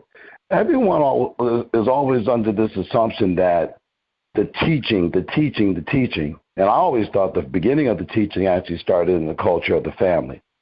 So when you mix cultures, sometimes you're going to get just different structures. And, of course, the teaching is going to somehow diminish itself from whatever society think the new teaching is going to become. My point is this. All of a sudden, this brother Charles is going to come along and say what the lack of what the education was, or, that the women who do not or become educated or do not apply themselves under the auspice of a man's direction usually make the child go astray. These are some of the rules from 1872 to 1915 what teachers had to deal with. Now, all of a sudden, you're going to try to tell me that because mothers went to school, look like they got an upper hand, because you got to think about, Charles, if you're wise about this, some of the things that were geared towards men of color, that men were not given the proper opportunity. And if it were not for some of these black teachers who tried to inspire these children, then no one would have came against this system that was actually, here we go, keeping a race of people in degradation. So try not to make it look like the sisters were the reason of our demise of not going forward. The system that we're looking at right now, which were some of the rules that the states could influence, because the cabinet post of education was not received in this individual by itself until 1980. All the way up to 1976. If teachers were pregnant without being married, they were dismissed. Stop making this thing look as though sisters were the problem. The problem were the rules of society to make sure a certain race of people would not uplift themselves and do well. That's why they had to get rid of segregation and become into integration to stop our hospitals, stop our schools, stop our hotels, stop our cab industry, stop our grocery stores. Stop making it look like the sisters were the problem, where men who were still only 3/5 could not have a voice into how they're going to govern their areas because you didn't have your own police department, son. Stop it, man. You put out the illusion as though the whole incident was behind sisters. You are not seeing this thing correctly. Now I'll stand back and let you speak. I'm done. So you're going to tell me that nigga didn't receive nothing you said, Brother G. That nigga didn't receive nothing. I know he didn't, because he only wanted to see one thing. He wanted to just badger women. That's all he wanted to do. But go ahead, man. Speak your piece. Speak your piece. No, go ahead. Speak your piece, man. I'm done. Speak your piece. Go ahead. So, am I going to speak? First of all, if the education was so great, why does the community look the way does it do now? Across the board, across the United States. I didn't say it was great. What I was trying to show you is how many flaws they had in it. That's what I was trying to show you. Can I finish? So, if the sisters are the ones who took feminism in the 70s and bought it hook, line, and sinker, and the government's incentivizing them to do so, because guess what? That white woman during the Great Society didn't say, oh, you got to leave to that white man, did she? Here go your conspiracy theories. Yeah, Big J. Here we go again. He stays right there at the 70s. I'm trying to take it back and let him see. Go ahead. Go ahead, man. Go ahead. Go ahead, man. I took you from 1872 to 1915, and you still don't have a proper answer. So you're telling me that these women are coming out here and promoting their children. Guess what? if you're telling me that the women are, number one, the sole people who have reproductive rights. You ain't got an answer, man. I caught you off guard, didn't I? No, I caught your fucking ass off guard, didn't I? No, you didn't caught me off guard. You won't let me speak, goddammit. So shut up. You's a bitch ass number nigga. One, you're telling me somebody who chose to be a single bitch, brother G. Who told me to be yes, he is. Yes, he is. Single mother. No, because you're telling me these women who get their education, what have they done for their community? That motherfucker, if I saw him, I'd smack him in his fucking face and he'd walk away. I smack him like a little bitch. Nothing. You's a bitch ass nigga. The bitch that we see here is you because you keep talking like one and keep interrupting like one. So you're telling me these women who got address what I said from 1872 to 1915. You're damn lazy to teach their children. Look at this shit right here. Can you address the rules and regulations of the statutes of these states that they all follow this premise of 1872 to 1915? From a century ago. That's not what's going on today, is it? That's bullshit. Address what's going on today. If that's not going on today, then how they get the money, son? How they get the money? How they get the rules? Because you don't want to do it. Because you're too busy caping for pussy. See that? See that right there? See that right there? You hear? Now you heard your guess, right, Gary? You heard your guess. And see, the only thing he's thinking about, is that men in which he's probably the. But yeah, you're okay. Son, you the reason of being homosexual. Because you the reason of being homosexual. Trust me. See, I get more women, I get 4 women in a week than you can get in a lifetime. See that? There you go. This is what we're talking about. Now, Gary, do you hear your guess? This is the individual you want to be in charge of the community, and he runs himself through the women, talking about what he gets through a week. But guess what? You're the one trying to make these accusations of homosexuality when you said some of the gayest shit ever. Nobody's talking about some shit about a century ago. That's stupid. Especially when you're talking about now. You're okay with those black boys being last in education, being the first arrested, the first expelled, first suspended. You're okay with that. Because I've noticed every time you say something about the women, y'all get your little panties in a bunch. But if I was like, well, the black man needs to step up, y'all be applauding. Oh, I get it. You are caping for pussy. You don't give a fuck about what does that even mean? You don't give a fuck about the boys doing better. You don't. Hey, Gary, you love those people getting arrested, don't you? You don't want them to be educated. If you had a daughter, you want her to marry the best possible man ever that she could get. Not some bum in the street. Man, you don't know what the fuck your daughter married. Can I say something, Gary? I know exactly what the fuck I'm talking about. I'm talking to a bunch of disingenuous motherfuckers. He could have what is the right man? Hopefully, over time, he turns out to be the right man, but you don't know that shit. You can't do some overtime shit. Over time, she could be the worst woman you ever met. Shut up, man. So you're telling me shut the fuck up. The right man. You just said you fucking all kind of bitches in a week. Every time you talk about making the boys better, you love what the fuck the situation is. You're okay with mass incarceration, mass unemployment. You're okay with that. All right, Joshua has a question. What's your question, Joshua? No, I just wanted to say, I don't know Charles Faulkner, this gentleman that we have on the phone. I've never really heard him that much, but I think we're kind of being not fair, and this is why I'm saying it, because his initial statement when he came on the phone, he did not attack black women. That's the point. He never said nothing bad about black women. Actually, what he was doing, he was actually addressing more males than anything else. He was just trying to explain, because the topic was what?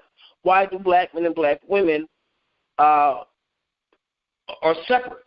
mean, I'm kind of paraphrasing what the topic was. And one of the reasons why I think that we're having this issue is because we're disingenuous with each other. We're in denial about certain things. Both sides don't want to accept responsibility, period. And that's part of the problem. And that's why, for me personally, I don't like to address black women. I try to bring a black woman on to address black women with those type of issues. And I did it before, Mr. Faulkner, some years ago. I brought Dr. Rosie on, and she spoke about it, and no women called in. So that shocked me.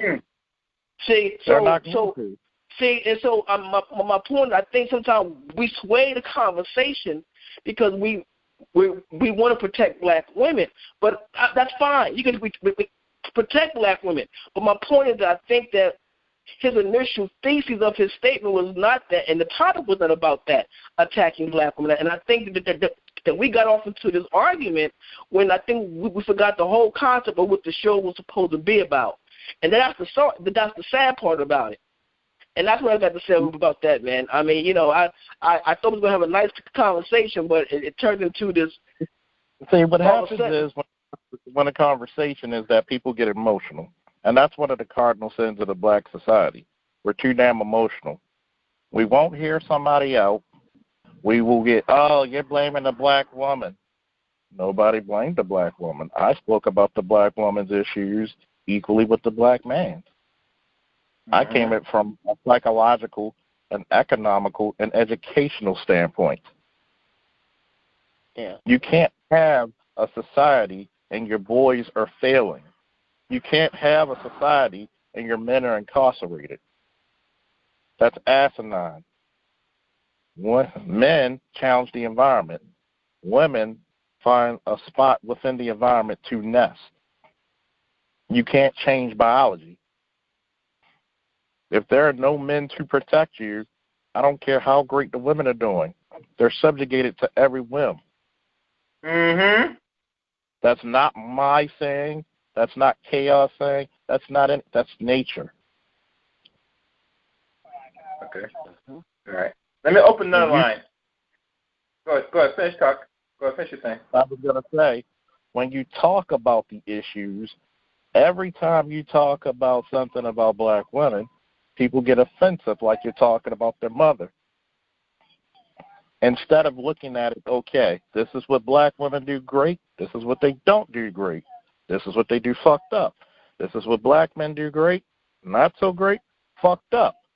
Instead of listening to the whole conversation, a bunch of people got struck and emotional. When you look at the psychological damage that we have, the emotional damage, the separation that I don't need a man or fuck these bitches attitude, those are some of the reasons why. When you have an institution that incentivizes this fuckery and behavior, when it's cool to be a thug, even though that's not you. It's cool to be a baby mama, even though that's truly not you.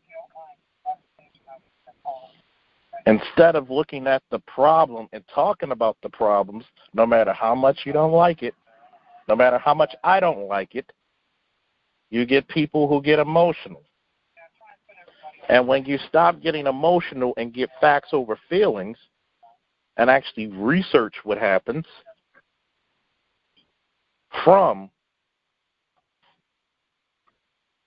actually Jim Crow, civil rights, and to the second wave feminism, how black women were duped by white women into giving affirmative action to white women. Hell, I haven't even blamed black women for that. How the crack epidemic and taking all the big industry jobs overseas and fuck black men over. There are plenty of reports of black men who left those homes so their children and their women can eat. Yeah. Oh, and can I add something else too? As far as the schools, you know, black males have been trying to build black preparatory schools since 1979. I mean, since 1979, when they realized the problem that was happening, they said, "Oh crap!" So black males have been trying to, especially in Detroit, was notorious at trying to build these schools. Some schools were successful. Some schools got closed down because they could not get their enrollment. That was number one. Number two, money's ran out for some of those schools. Right there in Los Angeles, they had a school where it was black males and black females at Marcus Harvey Prep. It was called Marcus, and they had a school, and they were doing very well. And I think they're still standing. I think that school's still standing, but it's real hard what they're finding out without the finances, etc., and the enrollment. It's real hard for those schools to stay afloat. And I think this is what's happening to some of those schools. And those schools were producing a good mathematician that came out of those schools. But as far as that, black males have been, I think, if you look at history and look at it properly, black males was doing a lot of these things, but we have Jim Crow that came in, we had the Ku Klux Klan came in, they began to destroy what black men were trying to build. Black men knew these things. They were looking ahead, saying, wait a minute, if we don't start building infrastructure now, this was going to happen to us in the future. So they knew what they were doing. But I think the problem is that, we got to look at history for what it was to understand that, you had a segment of white males were saying that we can't let them do this because if they build, then they cannot have a underclass for one. And then number two, a black male was outdoing them right after slavery. They were outdoing them. They were outdoing those white men. They were outdoing them economically. They were outdoing them. But I think they were skilled in all their labors. The white men didn't do the work. Right. Yeah. So, and I think that's something that we got to understand about history. But I'm gonna back out, Gary. And to piggyback off of that, a lot of it stems from we don't see ourselves in a high light internally. When you're in an environment where you look down upon yourself, you're not going to look high at yourself or the people who look like you. That's one of the biggest issues that we have. Oh, well, the fathers ain't shit, and most of these black men aren't good fathers. Well, it's a lie. It's a bald-faced lie. We know it. Damn near almost half of black men don't even have children. They found out black men use condoms more than anybody else. They put carcinogenics in condoms. Yeah. They found out that they try to say, well, black men don't take care of their babies, and kind of found out it was white men who were predominantly shitty fathers. When they found out black men, and it's been fucking researched that we're the most integral fathers on the goddamn planet. I'm tired of these fucking feminist talking points, not only by black women and black men, not all, but too damn many, who speak this fucking nonsense. When you have great fathers and you have great mothers out there who do not get the credit that they deserve. And that's what fucking pisses me off. Oh, well, a lot of blue black men. How the fuck is it a lot when a lot of black men don't even have kids? But the ones who do, majority of them are great parents. Mm-hmm. Even the fucking government said statistically, children do better in a single father home than a single mother. There's shit that I've read from documents. Wait a minute. You can't say that cannot possibly be true that children do better in a single father home than a single mother home. That can't possibly be measured because most children would be in a single mother home. Why wouldn't it be true? Why wouldn't it be true? Why wouldn't it be true? It's a bad statistic because most men are not single fathers, and most women are single mothers. So that doesn't make any sense what you just said. You're just making stuff up as you go along. You ran out of stuff to talk about. You're just throwing stuff up in the air. Actually, statistics not only by the health department and also the census. Think about it. There are plenty. You said they do better in a single father home than a single mother home. They do better. But Yes, the percentages are bad. Do you know why? Because their structure. They don't coddle the children like mom will. Oh, this child got They make them go for. Say no back, Gary. Shut up. They make the boys. Gary, you sound silly right now. They don't try to protect them. Stop it. Stop your disingenuous speech. Hell, they even had studies where white women made better mothers than black women to black boys. Why wouldn't they? They're not suffering from racism, number one. That sounds silly. Of course, a white woman doesn't have to deal with racism like black women do. Because they come from a culture. Of course, they'll be happier because their life is easier. Come on, man, that's silly. Barack Obama. Go ahead. Are you listening to yourself? Barack you sound Obama. silly. Let me say something, Charles. Let's stop right here. When I came across that article about the white women, and you know what really did? That actually pissed me the fuck off. Because it pissed me off. Charles, let me speak. Let me get this out the way. And the reason why it pissed me off because this is what women don't understand this. For your comfort and security in a society, you need quality in men. And because the men oppose the environment. And I thought you married and have children. No. You will not do this. No. Let me just get this out the way. I'm not going to be interrupting. Every woman knows in their culture for their natural survival and comfort, real comfort is their serious. They know that it's going to come through these males. So they do everything possible. I must say they have to put their sons in any environment or institutions or environment, anything in regards to prepare them to be the men what they want them. So when that study came out, that actually hurt me. Because when I look at, because we all don't like these other race women, but I can understand when I see some of the harvest fruits they produce. Either the ones that are white on white or the ones that they come from another race of man. The results show evident that they do, by the statistics, do raise these boys better. And the saddest thing that either women want to believe out, most women don't understand, they don't really understand, say, what really are we doing really wrong? Because we still not get what is needed for our natural survival. Because we're now in the, because think about this, Charles. We're now approaching the first generation of the 21st century. And when I mean generation, we're approaching 20 years in the 21st century. Yeah, we are in a serious from the 21st century. Right. What?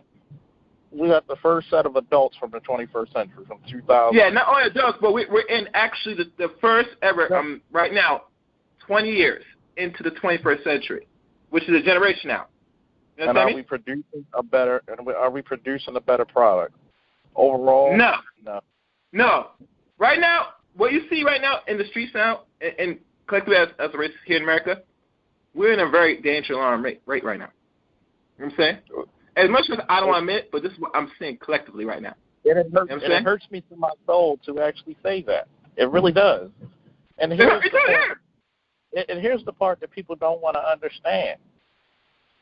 Women cannot go as far as the men allow. If you have shitty men, you're going to have a shitty society.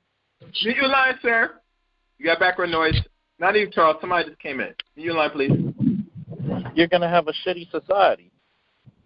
And guess what? The reason why you find out why they make better mothers, they come from a culture where they don't fucking tamp down their boys. Mm-hmm. Because he knows for her to live the lifestyle she wants, that boy needs to fucking be the best he can be. Mm-hmm. is required.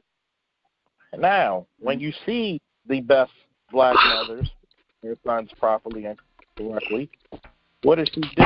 She raised that boy to be the best that he could be. She finds male mentors, whether it's the father, whether it's the uncle, the grandfather, the coach, a tutor. So she's going to find that because she knows damn sure she cannot teach that boy to be a man. She knows that. That's just about as smart as me saying I could raise a young girl to be a woman. I can't. I can be a great person to a certain point, but I can't raise you to be a woman. Yeah, and isn't it funny, Charles? I mean, that you don't hear a lot of men talking about say I could raise my daughter to become a better woman. You don't hear no fucking man, black men say that shit out of his fucking mouth. No, at all. No, the only thing a good father, the one thing a good father does for his daughters, he schools her. He schools her on the little things about what men are looking for, and keeps her, wise to the game. So he knows in his heart of hearts, he doesn't know how it feels to have a period, how to have menstrual cramps and all that shit, how to be looked at as a. The world doesn't look at us the same way. We're not equal. Yeah. All right. Even when who's this? All facts? Who's this? Well, let me get a couple of comments because I've been listening for a while. I just want to make a couple of comments, just real quick on that statistic about the white woman. I mean, I don't even know who would even come up and just imagine less even research in that area because look at the wealth gap between the black family and the white family. The white woman is going to have that child. I understand what you're saying about mentors and not coddling and things of that nature, but she's going to have that black child in a better environment than a black mother. She's going to deal with a little bit less stresses. Now, I'm not saying that the statistic is not true, but there's reasons behind that. There has to be some variables that support that. That anyone with that statistic is going to say, well, this is the reason why that the white mother can raise that black child better, and it's going to be better environment, better social support and things of that nature. But let me just say something. Listen to this conversation is like listening to a black female and a black male going through a divorce. Both are shifting blame and pointing fingers at each other. And I just want to say this. If we want to look at the generation now, at the young kids, the generation before this generation is responsible for it. If a child is struggling in life, the mother and father is responsible for that. The mother may say that daddy wasn't around, father may say she ain't want me around. That may be true. But both mother and fathers has to look at the part that they played in it. If a parent is not dead, not locked up for the rest of his or her life, they're responsible. They have to look at that mirror. When that mother and father gets old, that child is whatever, going crazy out on the street or what have you. That parent, believe it or not, they may not want to admit, they're going to look and say, you know what? I messed up. They may not admit it on social media. They may not admit to the kids. Some parents do and say, you know what, I messed up in some ways, because a lot of people can't admit when they're wrong. But the only thing I'm saying is both need to stop pointing blame and shifting blame and pointing fingers, similar to what Yasha was saying. Because both, and I'm listening to this conversation. Everyone is right and everyone is wrong. There are some women, black women, who want to wear this bandana saying, I'm a single mother. I heard a woman on this show saying, I'm going to have a third child, and the father don't even have to be alive. That's my baby. Women love to say, that's my child. No, it's supposed to be our child. I heard a homeboy tell me one time, he told his grandmother, I don't know why my father didn't want to come see me. His grandmother said, boy, shut up, you don't know what he talk about. Your father used to come by and get you, but my daughter, which is your mother, didn't want you to go with him because she didn't want you to go around with his new woman. There's cases like that. There are some cases where the man is over west side of town, son is over east side of town. He ain't go over there to see him in 10 years. So everyone is right and everyone is wrong in this situation. We have to shift and blame and point fingers and admit to our faults. That's basically I got what I say. I'm going to sit back. Oh, and another thing I want to say, the black family has always been struggling in this society. I know people want to go back in the past and say, well, we was better. Well, hold up for a minute. Before they sent jobs overseas, the black man got hurt when immigrants came over. In 1964, Civil Rights Bill was passed. 1965, they let all the immigrants come in, hurt the black man even in 1965. Before crack cocaine came, it was alcohol, it was heroin. And people say, you know, the black society, we go through stresses. People was getting high back then to numb their feelings. My whole point is we've always been struggling. Yes, you may find some statistics say that we were married a lot back then, but the home wasn't always perfect. We always had family drama. So what I'm saying is at this point, we all need to look within ourselves and say, how are we going to make this better? And we're going to have to stop cutting down some of this fighting. I understand social media, the drama is to start the gender wars. It's her fault. It's his fault. We can go all day. But for the resolution, we're going to have to come and compromise and say, you know what, we're going to have to get better in some cases. That's all I want to say, guys. Great conversation, and I'll sit back and listen. That's all. Okay. Hey, Gary, can I say something else right quick? Yeah. You still there, Charles? I'm still here. Yeah. All right, good. Hey. Okay. Yeah, wait, before you say something, open these lines. Let me see what these are. I'm putting 2 lines. All right. Big J. Big J here. Okay. Now, who's the other person I open up? Who's the other person I open up? Oh, they're not answering. Okay. All right. Joshua, let Big J talk because I know you said some things earlier. Go ahead, Big J. I think the priority of the black manosphere is very let's just say they're not going to win the gender war because like they focus on the wrong shit and their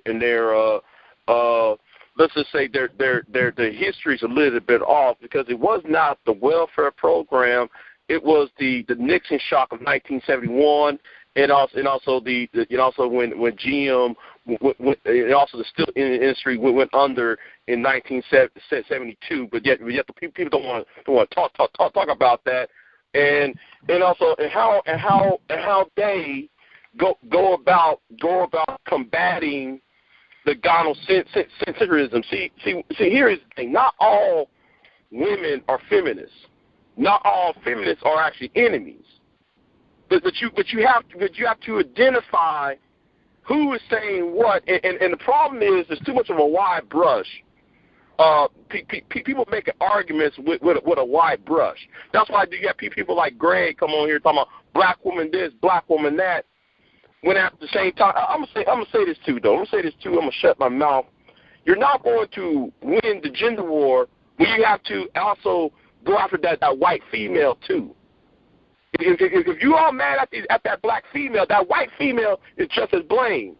If y'all really want to win this shit, you have to go up. You know what? I said too much. I hang back. Y'all don't want to hear this. We hang on back. All right, Big J. Let me say this, Gary. Can I say something? Yeah. Good. Gary, can I say something? Yes. Go. No. I just want to say this right quick. It was a point about the white woman being the better mother. I think again that's why I started out with me about the propaganda thing, and I think to me that's propaganda again. Yes, there might be a statistic out there to kind of support that for some reason or another. I mean, who would research something like that? But again, that's the research. They found it. But again, to me, that's propaganda, and that I think that's where we get into this the back and forth thing. And like I said, statistics are just statistics. That's what they are. You know, some statistics are skewed to support propaganda and support a certain narrative, and that's something that we have to understand that. And I think all facts made a good point about the wealth. I think he made a good point about the wealth gap. Yes, if there are white families who are adopting black children, because they're doing that, and they are doing that. They're adopting black children, which is scary to me. That's very scary to me, but they're doing that, and it's because that they have a better their wealth situation is better in some cases. So I think that's where a lot of it is coming from. That's all I got to say, Gary. I'm done. Well, you got to think about it, right? They're always going to say that white women's in a better. Not all the time. There's a lot of dirt poor, trashy white people in this country too. Yeah. Mm-hmm. You got to look at it. A lot of kids don't have to be adopted by white people, and the reason why you get a lot of different races to adopt black kids because black people don't even adopt their own damn kids. So you look at it. If that woman sleeps with a black man, that child's not white. That's a black child. Let's not go by mix. Let's not go by that because, you know, Negroes always going to hold up to that one drop rule. You can't pick and choose when you want the rules. Yeah. Okay? That child's going to be black. That child's going to be looked, even when she's living in a white neighborhood, guess what that child's going to be viewed as? Black. Not even mixed. Not even mulatto. Black. That's how that child's going to be viewed and going to be treated. So when you have that child, you got to understand one of the biggest influencers is culture. You white people prop up their boy. Yes. Black people don't prop up their boys the way white people do. It's the culture. She adheres to male authority more so than the black woman does. Whereas though the black woman wants the education for herself. She wants to live comfortably, so she's like, look, I'm gonna need this boy so I can live comfortably. Charles, if that was true, Charles, and please explain to me the war on boys where you seen white boys being shitted on the media too. So I don't know why you think this is exclusively. Well, you gotta remember they're trying to make the white boys cockholds. They want the white boys to be what? House husbands. But what happens is women are not attracted to those men. Well, what I'm saying though, maybe the focus should be on the war of masculinity as a whole, because from where I stand, I'm seeing every man getting his ass kicked by the mainstream media, and some of your arguments some of your arguments do not match reality. They do match reality. You know why? Why is it that they're trying to make the first all-male college, which is Morehouse, to accept transgender men?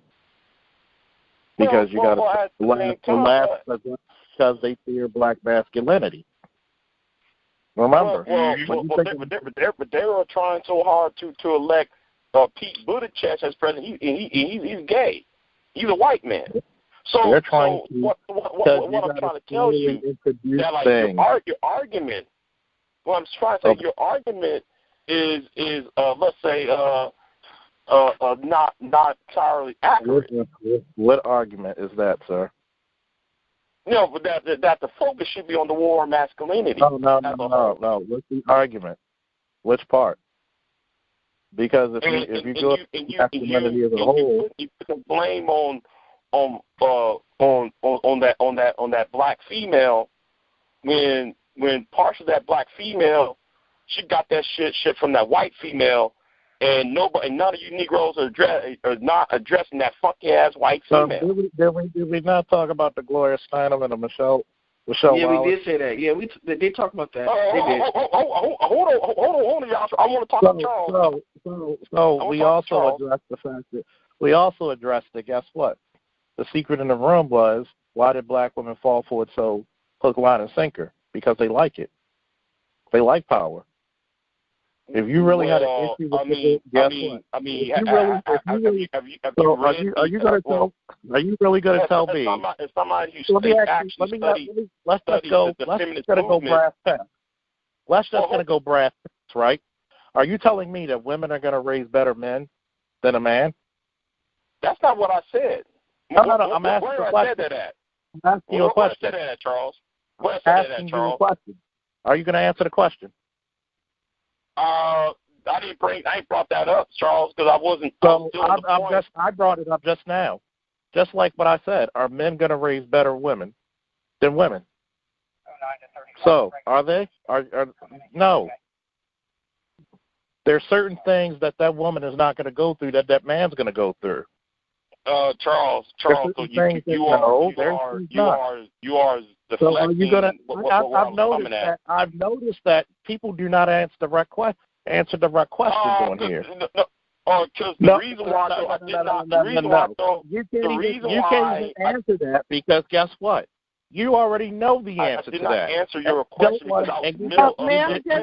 just mention some statistics. No, nobody wants to talk to us. Stay back in the back.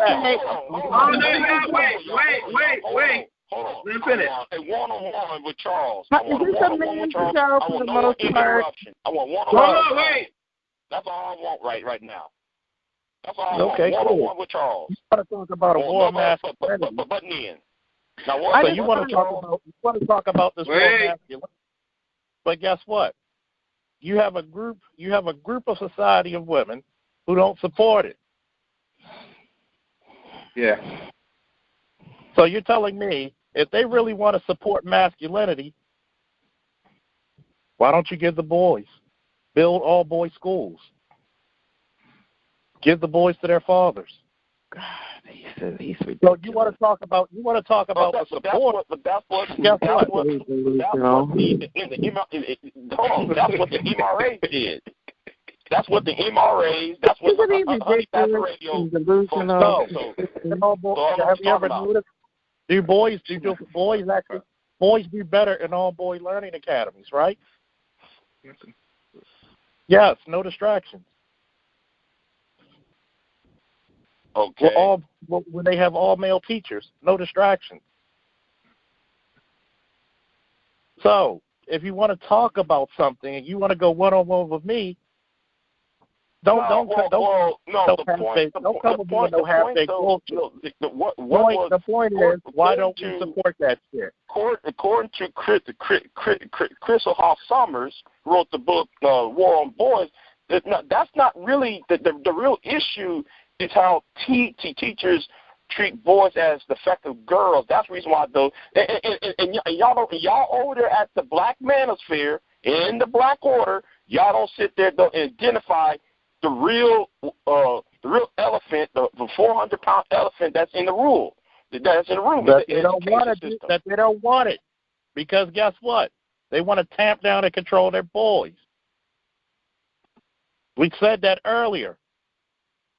Yeah, but y'all going at it the wrong way. But guess what? If you got a single mother doing the best that you can, guess what? No, it's factual. If boys do better in all male learning environments, why not produce that? Go to the Board of Education, where that black woman pays her taxes, and say, we want to support all male learning environments. We want to separate the girls and the boys. They won't even do it in the classrooms because they know this stuff already. No, they know this. The education system is geared. The education system as a whole is geared towards girls. To girls. So guess what? When you change the education and make the education more tactically for the boys, you don't hear anybody saying, "Oh no, Just like when Obama came out for My Brother's Keeper, you know who were the two biggest opposers to it? Black feminists. White men. Crenshaw,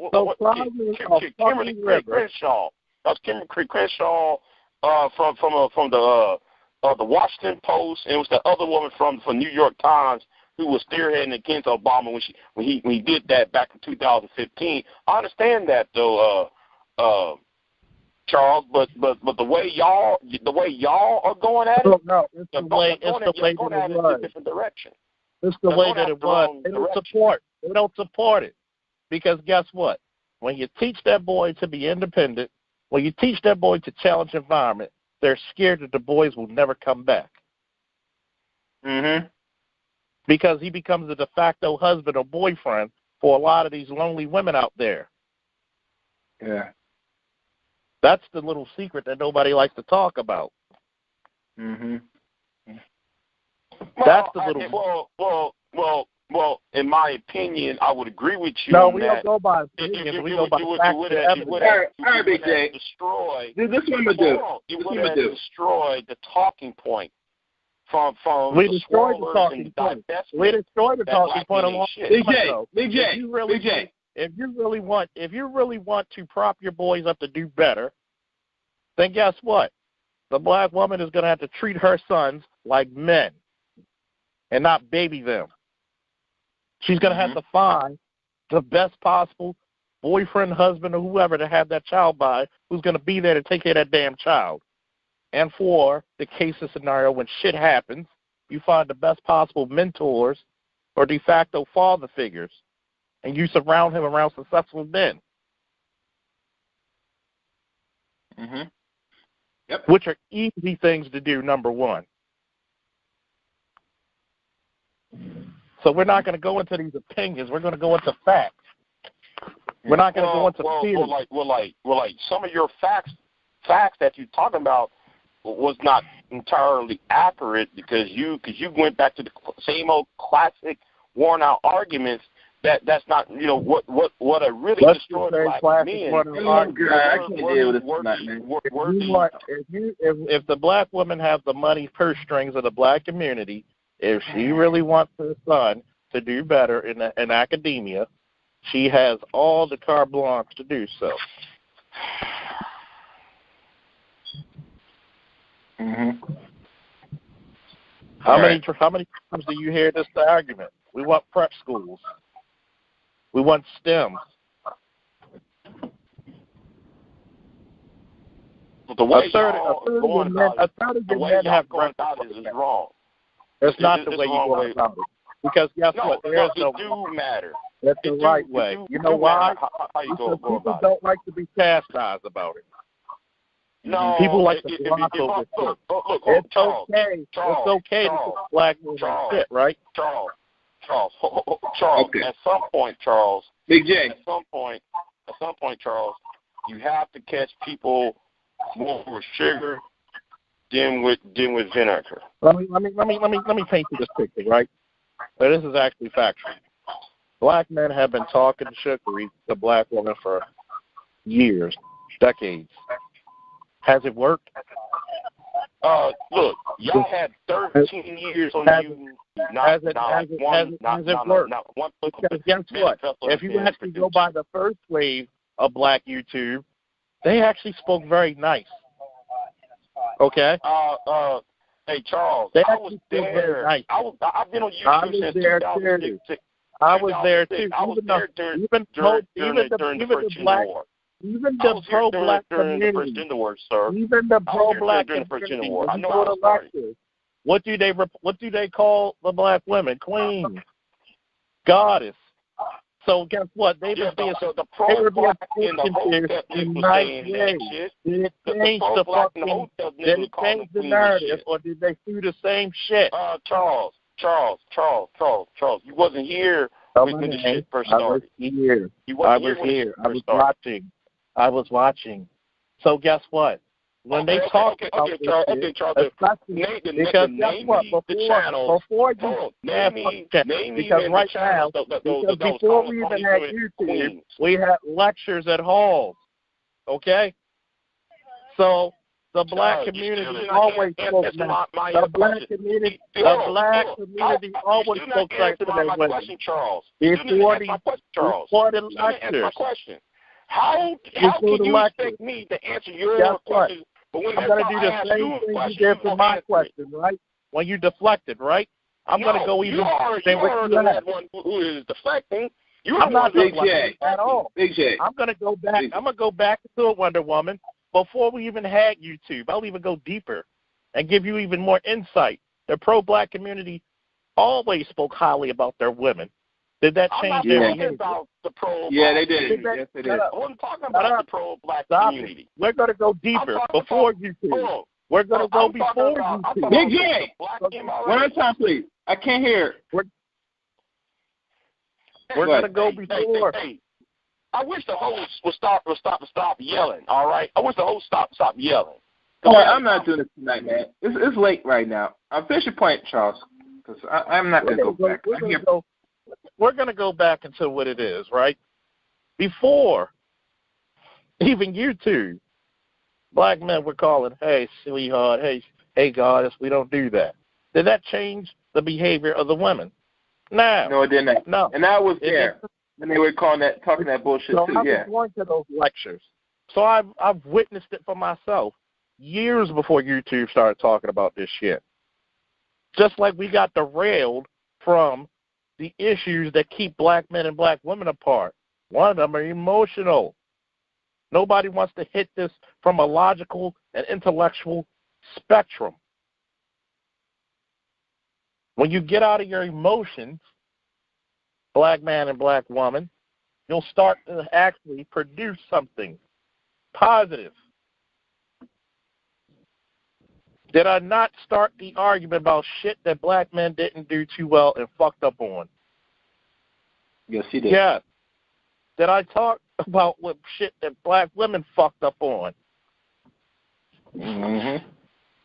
Did I talk about myself or opinions? No.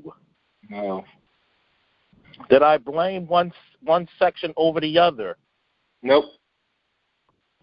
Or did I share something that a lot of people don't want to say, share the responsibilities and the fuck-ups?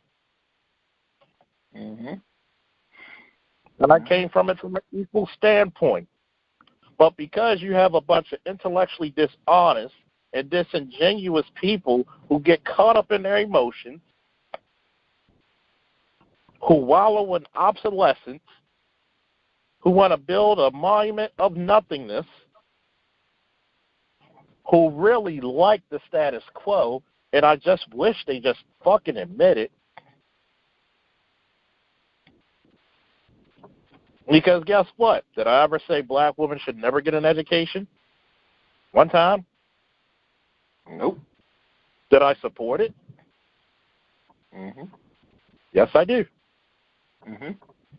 But you're going to be lacking when you don't build sufficient men to be mates for those women who do. Mm-hmm. And you're going to create nothing but a bunch of unhappy, lonely women because they don't have anybody compatible to grow successful families with. Mm-hmm. And we're doing those sisters a disservice, not building better men. And you want to talk about the root of it all? Is conversation. We can't even converse without people getting in their goddamn feelings. Mm-hmm. Yep. All right. It is now, late and past the hour. And hold on, let me read this. Let me get this message. All right. This is what I'm gonna do. We'll probably go for it next time, the next future broadcast with Mr. Charles Faulkner Jr. Thank you again, Charles, for coming on, calling in tonight. Always a pleasure. The subject matter. I think I've learned enough, apparently. And, either the question is asked, I think people should have a better clarity what really keeps us apart. Not only the historical part, but even today. So I hope that look for this broadcast to revamp this, take a very broad look what has been said, analyze it good, get your emotions out of this, because this is the one thing we lack as a community. We take too much the emotional side of everything instead of using the real deep logic and really take things in its entirety. You know, we don't waste time with the shaming or the bashing or all this stupid shit. We gotta deal with the situation now. You know what I'm saying? And if it hurts, it hurts. You know what I'm saying? Black men are their biggest criticism at the end of the day. We all know this. You know what I'm saying? We suck them, take up every day. It's not nothing new, ladies and gentlemen. All right. So on that note, I'll end it here.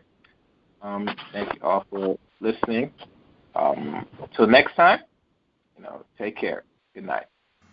Thank you for listening to this live